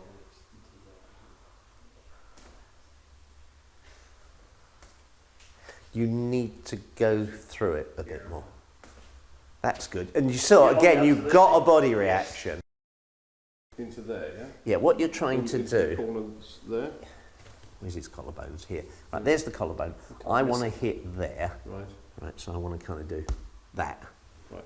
Yeah, so it's here. I mean, obviously, it's highly unlikely in a real fight. You kind of go, hold on a minute, mate. Tape measure. Yeah, tape measure here. Okay, that one there. Yeah, and not a huge degree of oomphiness there. Fine. I'm not going to worry about that, and I will show you in a minute why I'm not going to worry about it. But that in my mind, what I'm trying to do is hit along the collarbone, because what I want to do is get this. I want to kind of get the structure to move inwards on itself, ideally. Then I'm going to try and come in on that again with these points into there as best I can, and there will be a degree of force behind it.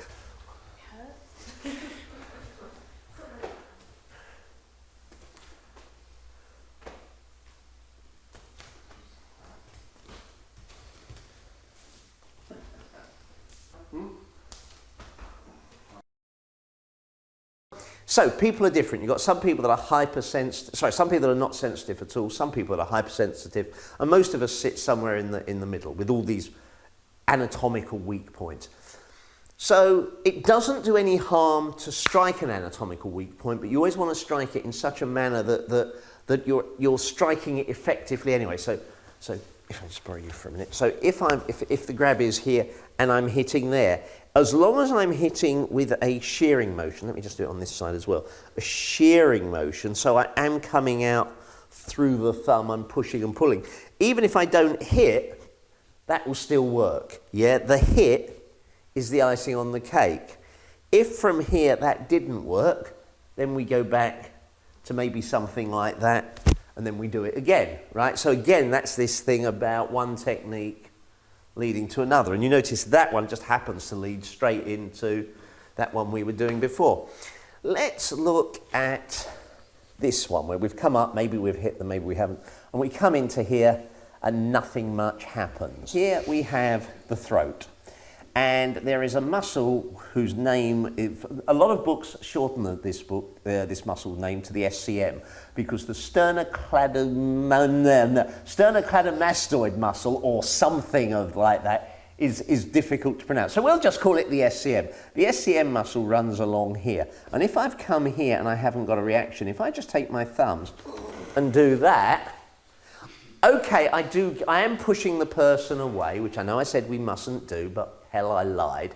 But if I push them away like that, do you agree I actually had my 1/10 of a second to come and chase you, even if I walked quite slowly there? Probably about 3. Yeah, there was, again, it won't work on everybody. And again, if I did this and I did this and I did that. Oh, and by the way, this is a grab. If this was a strangle, I wouldn't be doing this because I wouldn't be fannying around. I would be going smack, smack, smack, bang. I'd be looking for targets of high vulnerability with a strangle because I know I've only got a few seconds. But if somebody's grabbed me and they are being aggressive and there is a threat, but it's not, you know, it's not immediately life-threatening, bang, I can afford the time to do that to see if that makes them leave go. In there, and I just say, no thank you. And then I've got time, hopefully, to come in and do something. Yeah? Thanks to one of my teachers in America, a very nice gentleman called Bruce Miller for this one. There are little triangles that you imagine that sit here and here, right? And if you imagine these triangles and you do that, you get that effect. Now that it's not the same kind of nerve pain as kind of that was, yeah? No. It's different, isn't it? Yeah? But it certainly makes you want to not be there. Now, the trick with this one, you might all want to come in a bit close for this because he's the victim and you're just eagerly watching. It's good for you. He lied. Right, so you've got this little triangle here and you put your fingers in. You just use one finger to support the other. If you've got long nails, be careful, obviously. It's not about puncturing the skin. What you're doing is you're pushing in and back and twisting. And it is the speed with which you do both of those that works. Watch this. Watch this. Watch this. Which was the best or worst? Last one. The reason being, the first time I twisted and it was uncomfortable. The second time I pushed and that wasn't as bad. But pushing and twisting and doing it quickly, you get this whoa effect. And did you see what happened to his eyes? I mean, it's kind of cartoon eyes almost, isn't it? It's like, oh, yeah. So give that a go. So you got that one and you got that one. Give those two a go and set it up in the same way. So you set it up, bang, bang. So you're still practicing this bit, but you're just thinking about, well, what if it didn't work? Well, that's immediate. That takes a little bit longer to set up, but it may be worth the effort. Be afraid. Be very afraid. Yeah? Yep. Okay. Right. Bash down. A little bit further forward. And then push in and back. Yeah.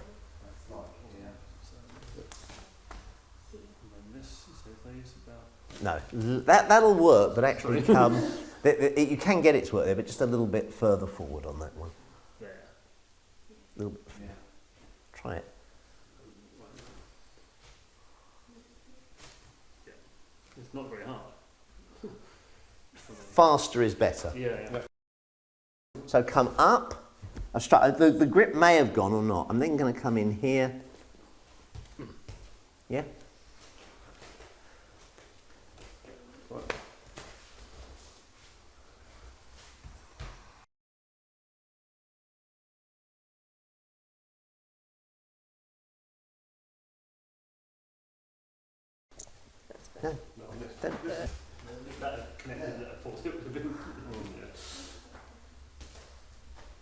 Should be a little bit further forward than that.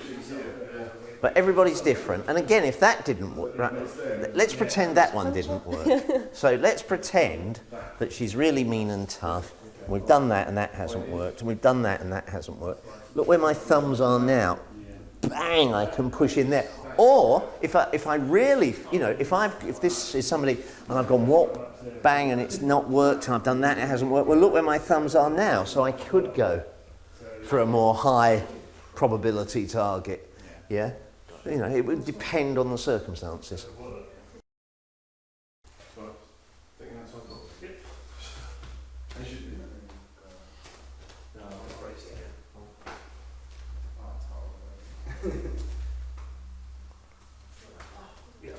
You've got quite a strong neck.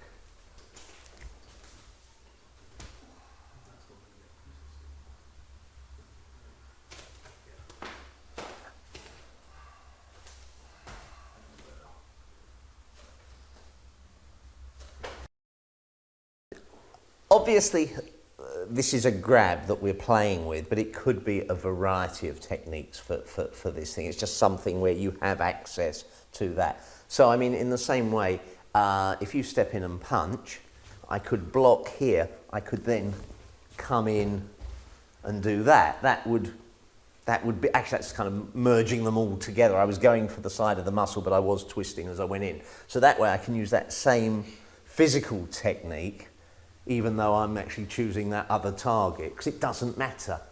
Yeah, it's nice to have things that when you do like I did there and got it wrong, it was still fine. Yeah, a lot of techniques, let's just take, here's a wrist lock. If I do it that way, it fails. That works too. Yeah, so it's kind of nice. It just means it's got some redundancy built in.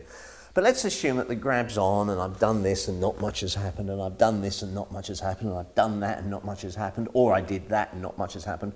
What else have I got? As I've already mentioned, you've obviously got a more impactful strike to the eye. But if my hand's here, I can also go bang. I can palm heel straight to the nose. Yeah, that should work on most people.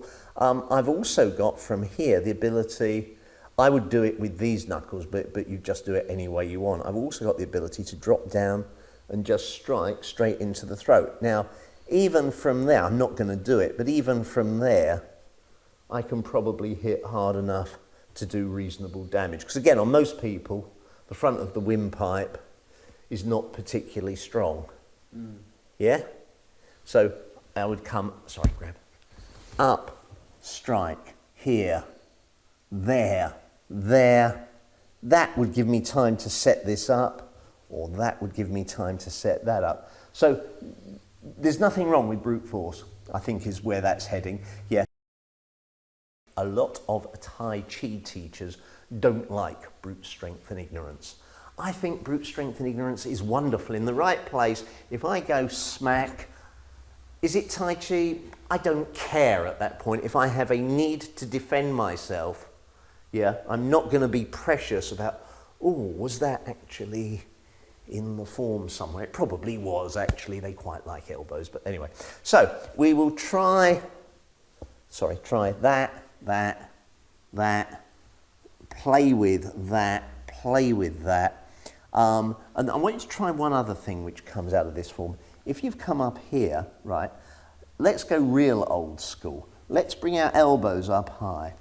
Drop them down, headbutt.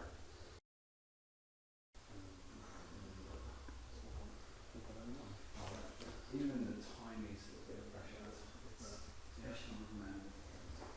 We tried that one. In the sauce or not? It's there and there. I can imagine it.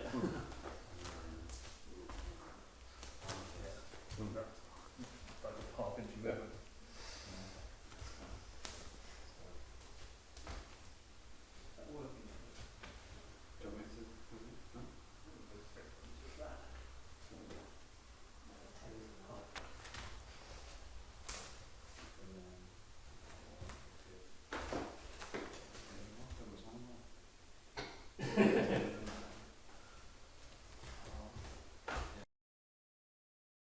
I don't like headbutts either, but if it's all you had, you'd probably find you could use it.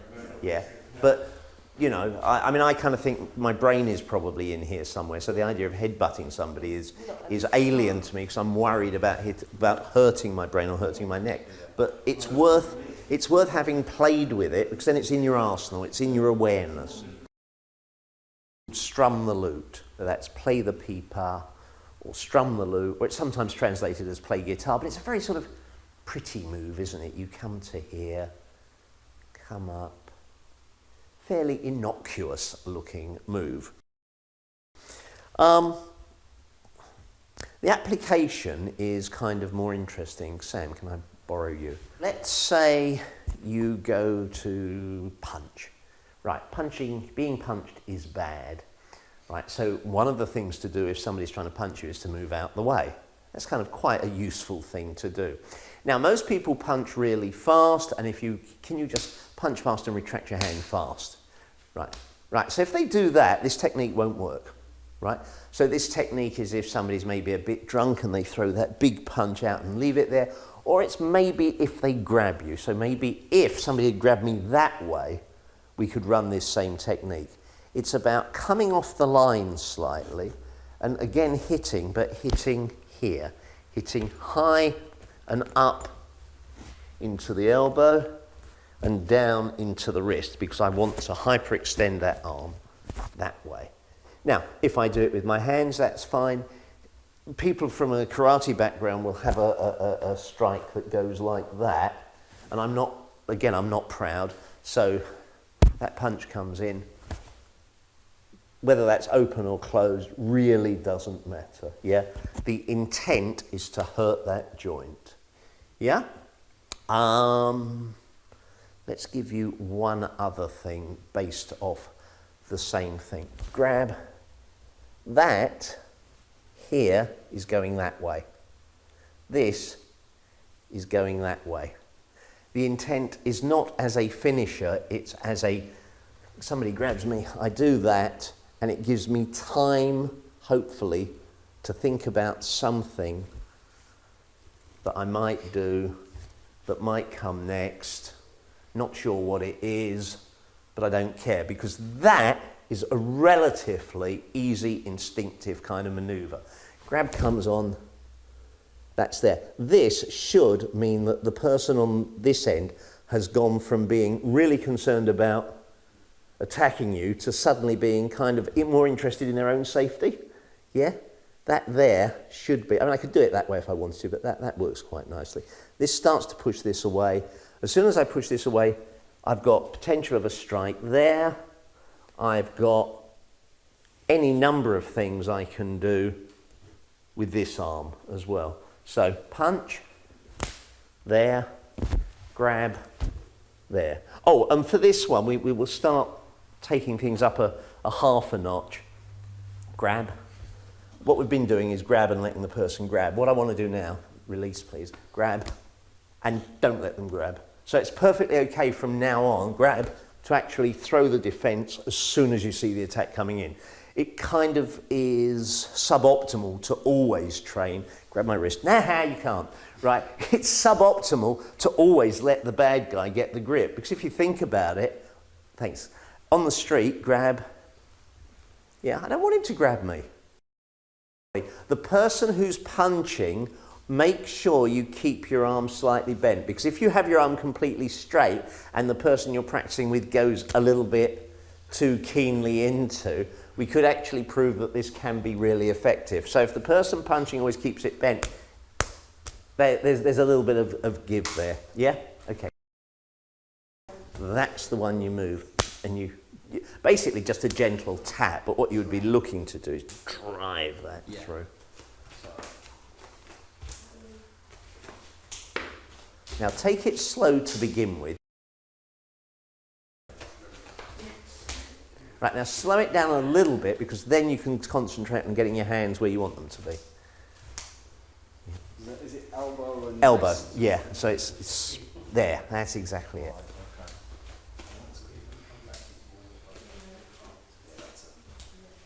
Now, one little thing for you, at the moment you're doing that. Okay. Now the problem with that is, because you're leaning backwards, you haven't got a lot of strength to throw into that joint. So you actually want to come out, but you actually want your body weight behind that.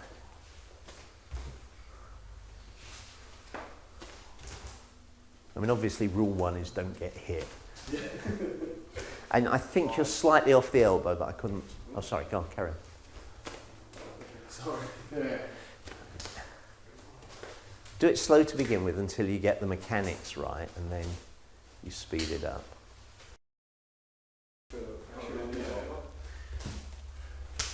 Now, something you can do, sorry, let me just stand there. Punch comes in, you can move both feet. What you're doing at the moment is you're stepping out, but leaving one foot there. Punch comes in, let both feet move out, then you're in a nice balanced position where you can relatively easily just turn the hip into it and put pressure on, yeah?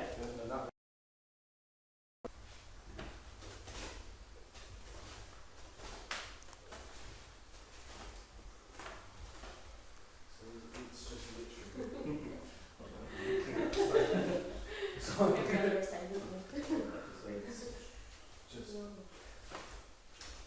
Except Sam, I wouldn't step.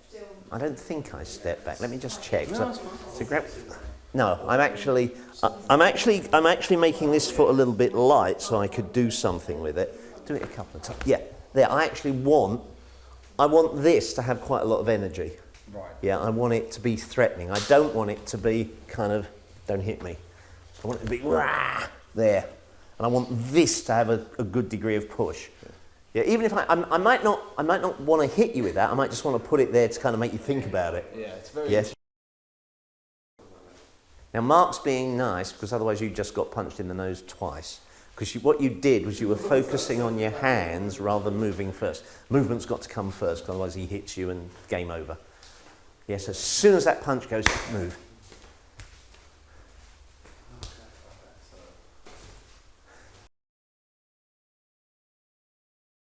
Now what Mel was doing just then, if you punch, what Mel was doing was she wasn't moving out the way quickly enough. So what she was doing was focusing on what her hands were going to do and kind of getting that up there. Whereas what you've actually got to do, punch, you've got to get out the way first. So what we're going to do is we're going to play a little game. What I want you to do, I'll just take my glasses off for this. What I want you to do is take your fingers and just tap me on the head. There, okay, go. That's what you're going to do. That's he's going to keep doing it here. But every time, take it back so I've got a little bit of, okay. And then I'm going to try and move out the way.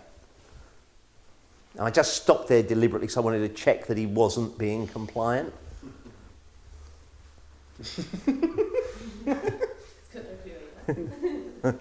Yeah, try that. Obviously be careful not to poke each other in the eye. That would be silly, so always aim for the forehead. Always do it with control. But just try and get into this habit of moving your head out of the way. And then once you've got that happening, one more time please, then try it with a little bit of movement. When you've got that happening, then put the hand technique back in. Now, at the moment, you're too far away. Yeah.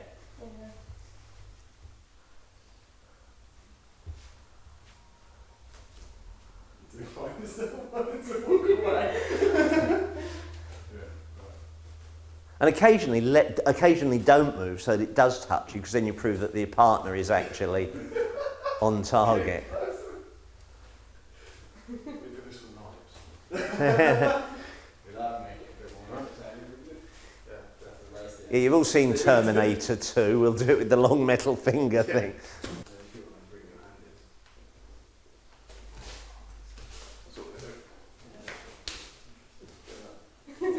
First rule is avoidance.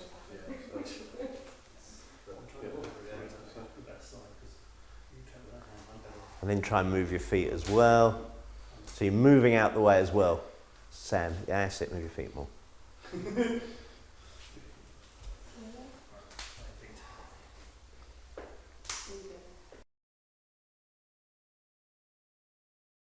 So, punch. Now here, as long as I go through with a bit of force, and as long as the person punching me is not too relaxed, if you do it to me, so if you just, that way, so that hand on the inside there, that's right there. Okay, so you punch, and I do, right, good. Now, if I do it with a bit of strength, then you'll get some body movement. And remember I said about body movement before. If I do it relaxed, you'll just fold the arm, but it still maybe gives you an opportunity. So if you punch, I've still got that one coming back, and I've also managed to sneak a grab on that. So punch comes in, I get it wrong, right? I've still got something that can happen. So when you work these things, any technique, it's always quite nice to kind of go, oh, not, oh, I got it wrong, let's do it right. Oh, I got it wrong, what can we build on that? Because again, Murphy's first rule of combat, no plan survives contact with the enemy. You know, if it can go wrong, it will go wrong. So give that a try as well. Carry on. And then bosh, yeah.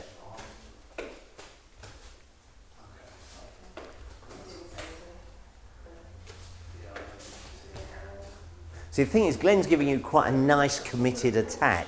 If he was standing there and kind of doing that, it would be more difficult. But against a committed attack, that's quite nice, because look at this hand. I come in with a committed attack, so you go there. This hand actually lacks any degree of power for a little while.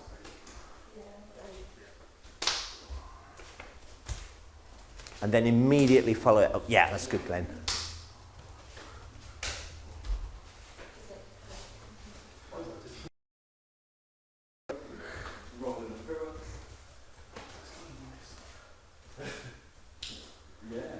one little point, Mark. When you do that, you're doing that. Try and have this hand straighter, because like that, you're actually hurting your own wrist potentially. Have it so that here, it's kind of more like that. All right. Does that make sense? So again, you're hitting with this bit rather than that bit. Yeah? Yeah, that's good. Wrist is, forearm is great. Yeah, sorry. The other left.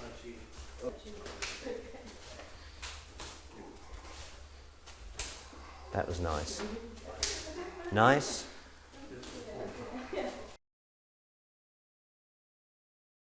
What I'm going to look at now, and this isn't to teach you throws, but this is just to show that throws are part of the framework, and there's nothing wrong with throwing people other than there is a question of what happened immediately before you threw them and what happens immediately after you throw them.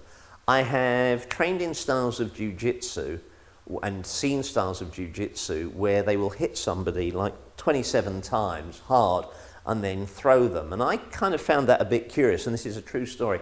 I phoned up somebody who is a very senior jiu-jitsu guy at 8th Dan Jiu-Jitsu, all his gradings in Japan, genuinely knows the business. I said, look, I've just been to one of these clubs and it was great fun, I enjoyed it, but they did these techniques where they hit somebody loads and loads of times and then did the throw. I said, it just seems odd to me that if you've hit somebody that number of times, why are you throwing them? And he said, oh yeah, it's simple, jiu-jitsu guys can't hit very hard. Now that was a jiu-jitsu guy saying that, and there was obviously an element of humour intended, but it was an interesting kind of concept because you do want to think of things in context. In a self-defence situation, you have a legal responsibility to do what's legal and moral need to do what's required, but not much more. In a combat situation, those rules don't apply. But you really want to think about, why am I throwing somebody? And if I've thrown them, what is going to happen next? Because, Sam, can I borrow you for a second? Okay, let's say that, I don't know, let's just say I put some kind of wrist lock on you, bang, and you go to the ground. Let's just yeah, go. There we go. And he's on the ground. And it's like, well, yeah, I can give him a kicking, but if I don't want to give him a kicking, if I now want to attack him, especially if I want to attack him with my hands, I have to compromise my position because I have to get low enough to hit him. Punching somebody like that is not very effective. So if I've thrown him to the ground and it hasn't finished him off, that's kind of no good. Right, Sam, if I can have you up on your feet. If the throw was one of those ones, and I'm not even going to attempt it on Sam, but if it was a throw where I don't know, I hit him, I picked him up, I turned him through 180 degrees, and I dropped him on his head, that's probably okay. Yeah, because from that he's not getting up. And any other throw that does significant damage is probably okay. I don't know if any of you have come across a thing called tameonaji, which is a judo throw, which is stomach throw, which is where you're holding somebody and your foot comes up and you sit back down and you send them flying. Yeah? When I first learnt that throw 40-something years ago, I was taught then that if you're doing it in the club, you do it sit down, throw. If you're doing it on the street, as you do the throw, you push with one hand and you pull with the other, because then as the person is flying through the air, not only are they flying that way, they're also spinning, which makes it much more difficult for them to break fall, makes it much more likely that you'll injure them, makes it much more likely that that's the end of the fight. So there's some sort of background to throws. Let's look at throws in a couple of ways. Let's look at throws in a couple of ways. First one, throw a punch, please. We did this shape before off of here, and before we went 1, 2, 3. Yeah? Let's look at this as a possibility. Punch comes in here. Slap round here. As I get to here, I'm actually going to pick up the arm again. If I can, I'm just going to slide my hand here and pick up the arm. I'm going to take this hand down here, And all I'm going to do is that. And I did that really ugly and really clumsily, and it still would probably work. So punch comes in, bang, bang. Sorry, It's all right. that was the bit I said you mustn't hit the ear. Bang. I'll come back out, right? I can hit here.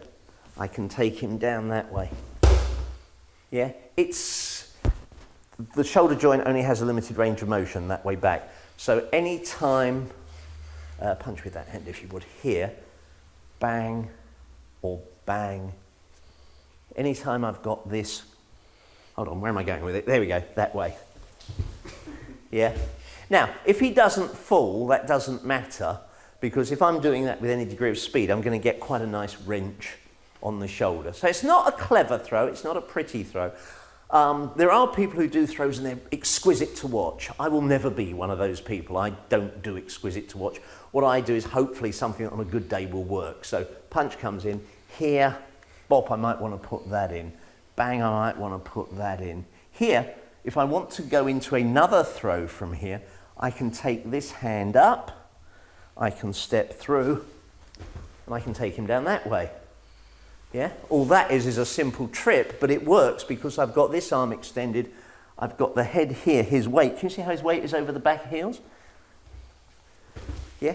So again, I'm not doing anything pretty, and it's not nice, but if I've got bang, if I've got that in, that partial stun, that may work. If I didn't think it would, well, maybe I come in with a knee to the groin and trip him that way. Does that make sense? Yeah, none of it is pretty, none of it is clever, but on a good day with a following wind, it works, which is the name of the game. The other thing is when you're holding somebody's hand, because of the way they fall, if I just take that last one, the nice thing is I can make sure that their head doesn't hit the concrete. So if I actually want to kind of go, imagine that's his testicles, not his leg. If I want to go, look mate, I really don't want to fight, I can do that. Oh, and if you want to be really mean, there is a pressure point there that's exquisitely painful. A couple of inches of us. You can try that once on each. Have a go. And I'll come round and we'll tidy it up. If he hits, I block. Right, I push that in. I want to grab that so that I've got kind of quite a lot of control over it. The more control I have over it, the better. But you just got to kind of get into the habit of letting your body move, letting their body move, and if it works, it works. If it doesn't, you go back and do it again.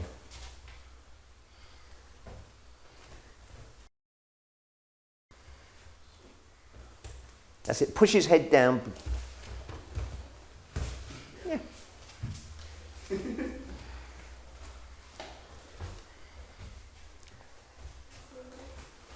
And remember also, if that into the neck has actually put a bit of a stun on him, he's not going to do such a pretty roll. I'll do an ugly roll this time, I promise. Okay.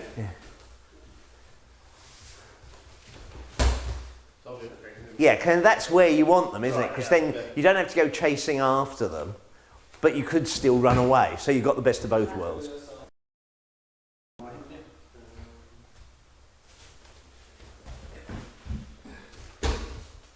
Here, here. Okay, he's actually not in a good position for me to do this, but let's say I'll just work my way around. Knee to the groin, step through.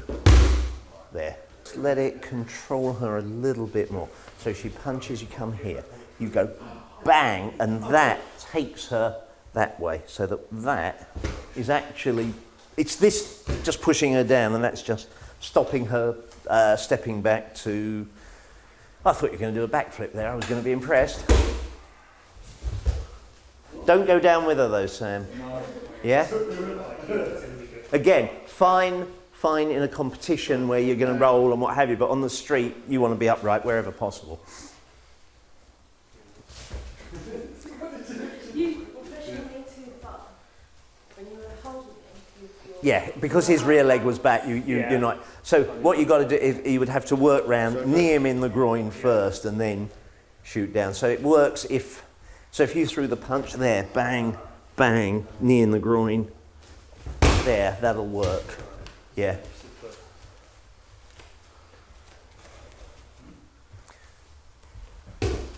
So So don't worry about that one. Go for the other one. Go for the other leg. Yep, that's it.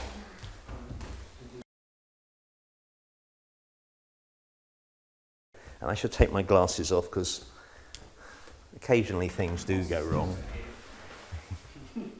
So the punch comes in and I move back, and the punch comes in and I move back, and the punch comes in. Now, whether it's straight punches or round punches doesn't matter. On the street, maybe you're going to see more round punches than straight punches, but I guess it just depends, you know, which street it is.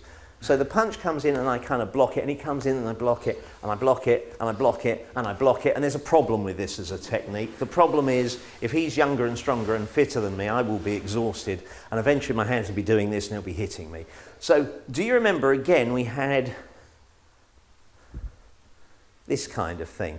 If we look at this punch and punch and punch. What I did there, and I did it very gently, what I did was I blocked one, blocked the other, and then I didn't give him the time to throw that third one. So he was naturally going 1 and 2 and 3, and I went 1 and 2.5. Yeah?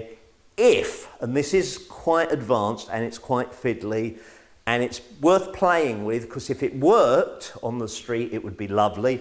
And practicing it is what gives you the keys to it working. But again, I'm not pretending it's, you know, some amazing thing. But if you can get this broken rhythm thing, where you break the other person's rhythm, it is extremely powerful, because very quickly the mind of the person attacking does become keyed into whatever music's playing in their head. So one more time. Bang! Oh, I lied. I intercepted immediately. And again, please. 1 and 2 and bang, bang, bang, bang, bang, bang, bang, bang. Yeah? Where does it come from? It comes out of this idea, but with me doing that bit where I need to. So here there's a going outwards, then there's a going inwards. So all I'm doing is to this second move, which generally comes inwards, I'm just adding in a going outwards. So it's like I'm doing half the move. So I'm going here, here, here, here, here, here. And in fact, for the first, can we just do this in slow motion? First punch, I'm going out, I'm not bringing it in. Here, I'm going out, I'm not bringing it in. He goes through that third punch, I come in, or throw that third punch again. Sorry, now throw a fourth punch. I come in as I'm going out, punch again. Here, I do it there, punch again. I got hit. I come here, I come here. It's just about playing, what's the word? It's about you and your partner working together so that you build up a rhythm, and then the one that's defending learning how to break that rhythm. And that's why, again, if you can just stand over there and you come in with like 3 punches, 1, 2, 3, oh, okay, 4, 5, bang. Whatever number it takes for me to establish the rhythm so I can then break it. Okay, sorry, that was your eardrum. That now buzzing isn't meant to be there. My eardrums are burning. That was on the 4th count though. He did 1, 2, 3, 4, and you hit him almost on the 4 count. Whereas you really want to be 1, 2, 3, half. You want to hit him, bang, on that half beat. Yeah.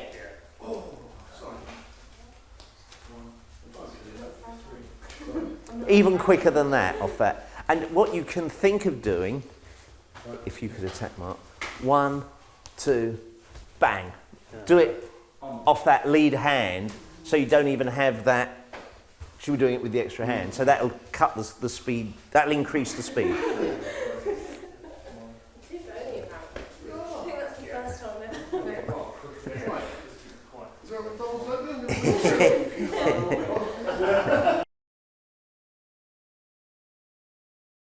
What I'm going to do now is I'm going to look at one of the techniques that we did earlier on from the early part of the 24 move form, and I'm just going to look at it in a different light, which I think will be useful because I think it will tie into some of the stuff we've done. So the form starts off in this artificial way. You then step out, hands come up and go down, hold ball, part wild horse's mane, which is repeated 3 times. Okay, Before, we were using part one horse's mane as an interception on a incoming round punch. We were grabbing, we were coming in with a strike to the side of the jawline and the throat. We were then looking at bringing it in and hitting or doing something with that other hand.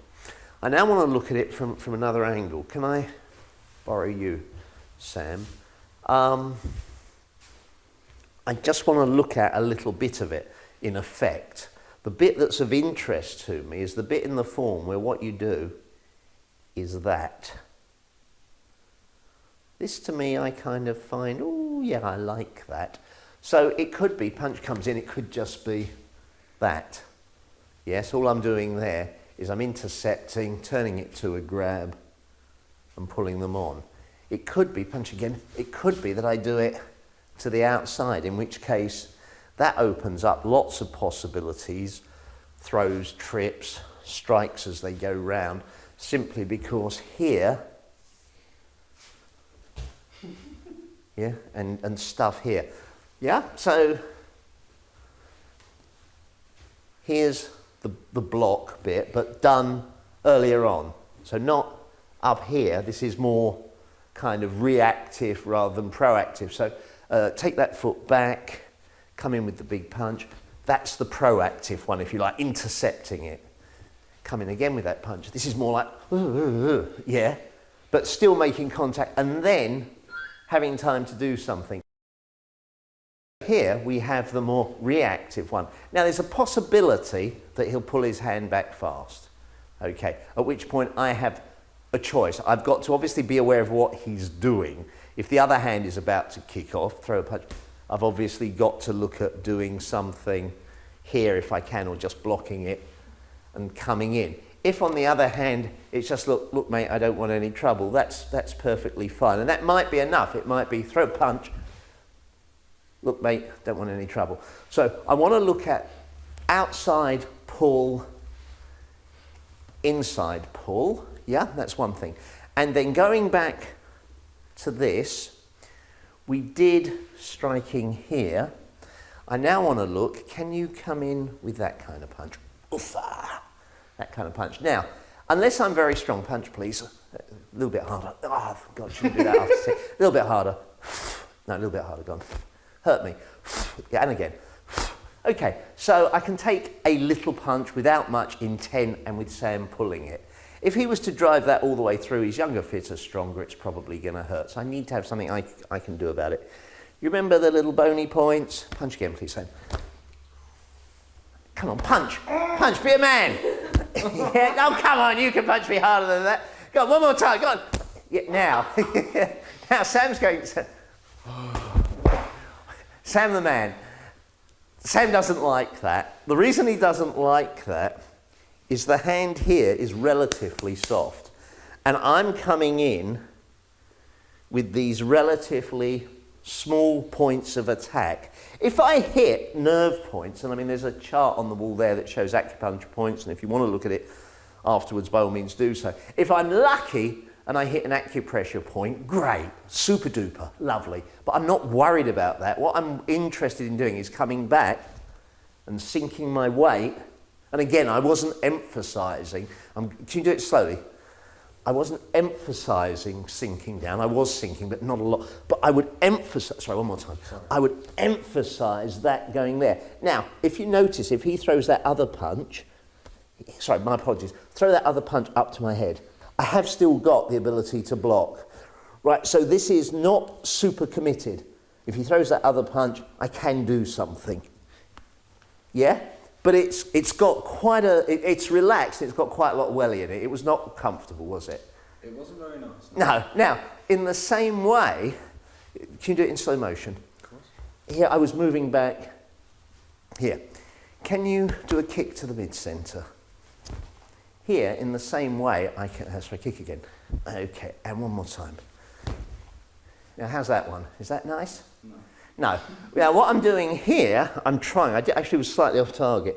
I'm trying to hit with those bony protuberances to, just let me have your leg to play with thing. Just rest it there. Shin bone, yeah, I can't remember. Femur, isn't it? Not the ones in tibia. Sorry, yeah, femur are those people in America that don't do any good. No, we mustn't be political. What I'm trying to do is I'm trying to hit either side of that bone with those little dinky points so as to cause pain, and anywhere along there is uncomfortable. Yeah. The only thing that I'm doing that's differently here, go back a step, come in and kind of throw a kick. I'm actually allowing my body to travel back fairly quickly. Can you kind of do a big football kick thing? A football kick. Yeah, kind of really warmth, one of those, but so that it would really knock me flying. Yeah, that's what I'm trying to do. And I'm being a little bit careful with it when it's that fast to actually make a bit more contact, so I don't want to risk hurting the foot too much. But that against a punch, that with a bit more dynamic movement against a kick. The reason I come straight back is simply to kick again, that to move that way can be a bit fiddly. If you are capable of, straight kick, if you are capable, sorry, my apologies, my fault, straight kick. If you are capable, what I'd like to do, go back a step and then come in with a big straight kick. Okay, if you can go off the line and get that technique in, fine. I find it easier in this particular case, throw it gently, to go back on the line for this particular one because that lets me drive the power straight back into the leg that's kicking me. Yeah?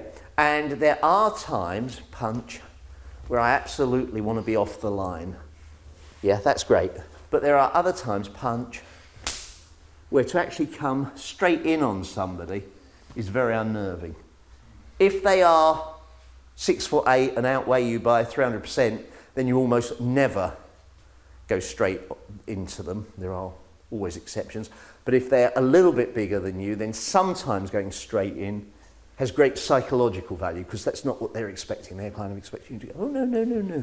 And you go, yes, yes, yes, yes, yes. And they go, no, no, no, no, no. It turns it around. But so the ones here, go again, here, under punchy thing, here, and kicky thing. There, those four. Give them a go. Lovely. Start slow, be gentle with your partners. I don't know what's going wrong there. Oh, I do. Yeah, punch. Block it that way and then grab. So you get this rat. It works, but what you need to do actually, if you do it a few times, you want to go there a couple of times and then you want to go like that and just feel the difference and you'll get it. Just come this way a step so you're not right on the wall.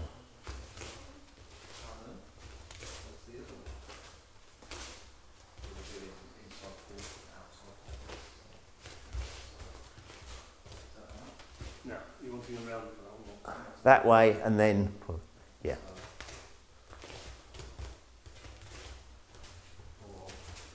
Other hand if you, there, that's it, yeah. There, that's it.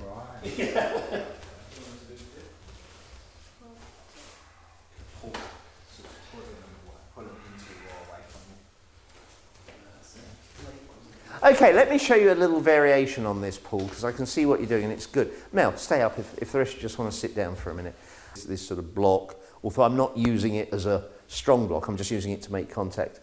And then I'm coming here and grabbing. And we were all grabbing in the same way, which is using the fingers on top, the thumb underneath.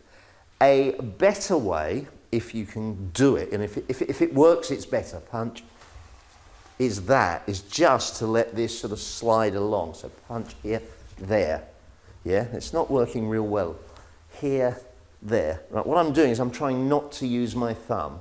The reason being, if she pulls back and she's strong, there is a chance of it hurting your thumb. So if you get the hang of just doing it as a curved hand technique, and if it works, it's nice. Yeah? So it's worth having that in your arsenal. Sorry, can I beg a favour? Can you swap places with Glenn? I just want to try it with somebody with slightly bigger wrist. If you punch, yeah, there, I've got much better grip. I'm not saying it's great, but it's better. Punch again. Yeah, that's better. And there, the thumb was kind of along the line, it wasn't underneath at all. Try that. I'm not, again, it's not one of these things that I'm saying is, oh yeah, you must do this is this fantastic technique. But it's just another option, and it just protects the thumb a bit. So if you can get that sort of hook, it's a useful added bit. Give that a go. It's an automatic grip, isn't it? You have to kind of try this.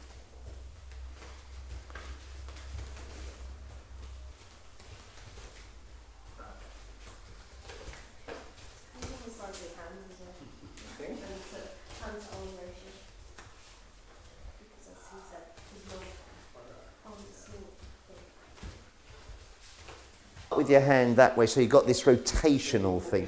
It's that, so you can basically, so that what you're doing, so if you punch here, I've got that, so that this turning movement draws him along. It's good for me because if I do it fast, it just feels stronger than just doing that, because this way I'm pulling using my hip or my body weight, but I'm not using this, whereas if I use that rotational force seems to add to it. Again, you need to practice it, you need to try it, you need to find out if it works for you, but certainly for me doing that, and as I say, that's in the form, and I kind of think it might be one of those funny little things that's in there for a reason. You're never sure with any form or pattern whether it's just been put in to look pretty, but I actually think that has functional use.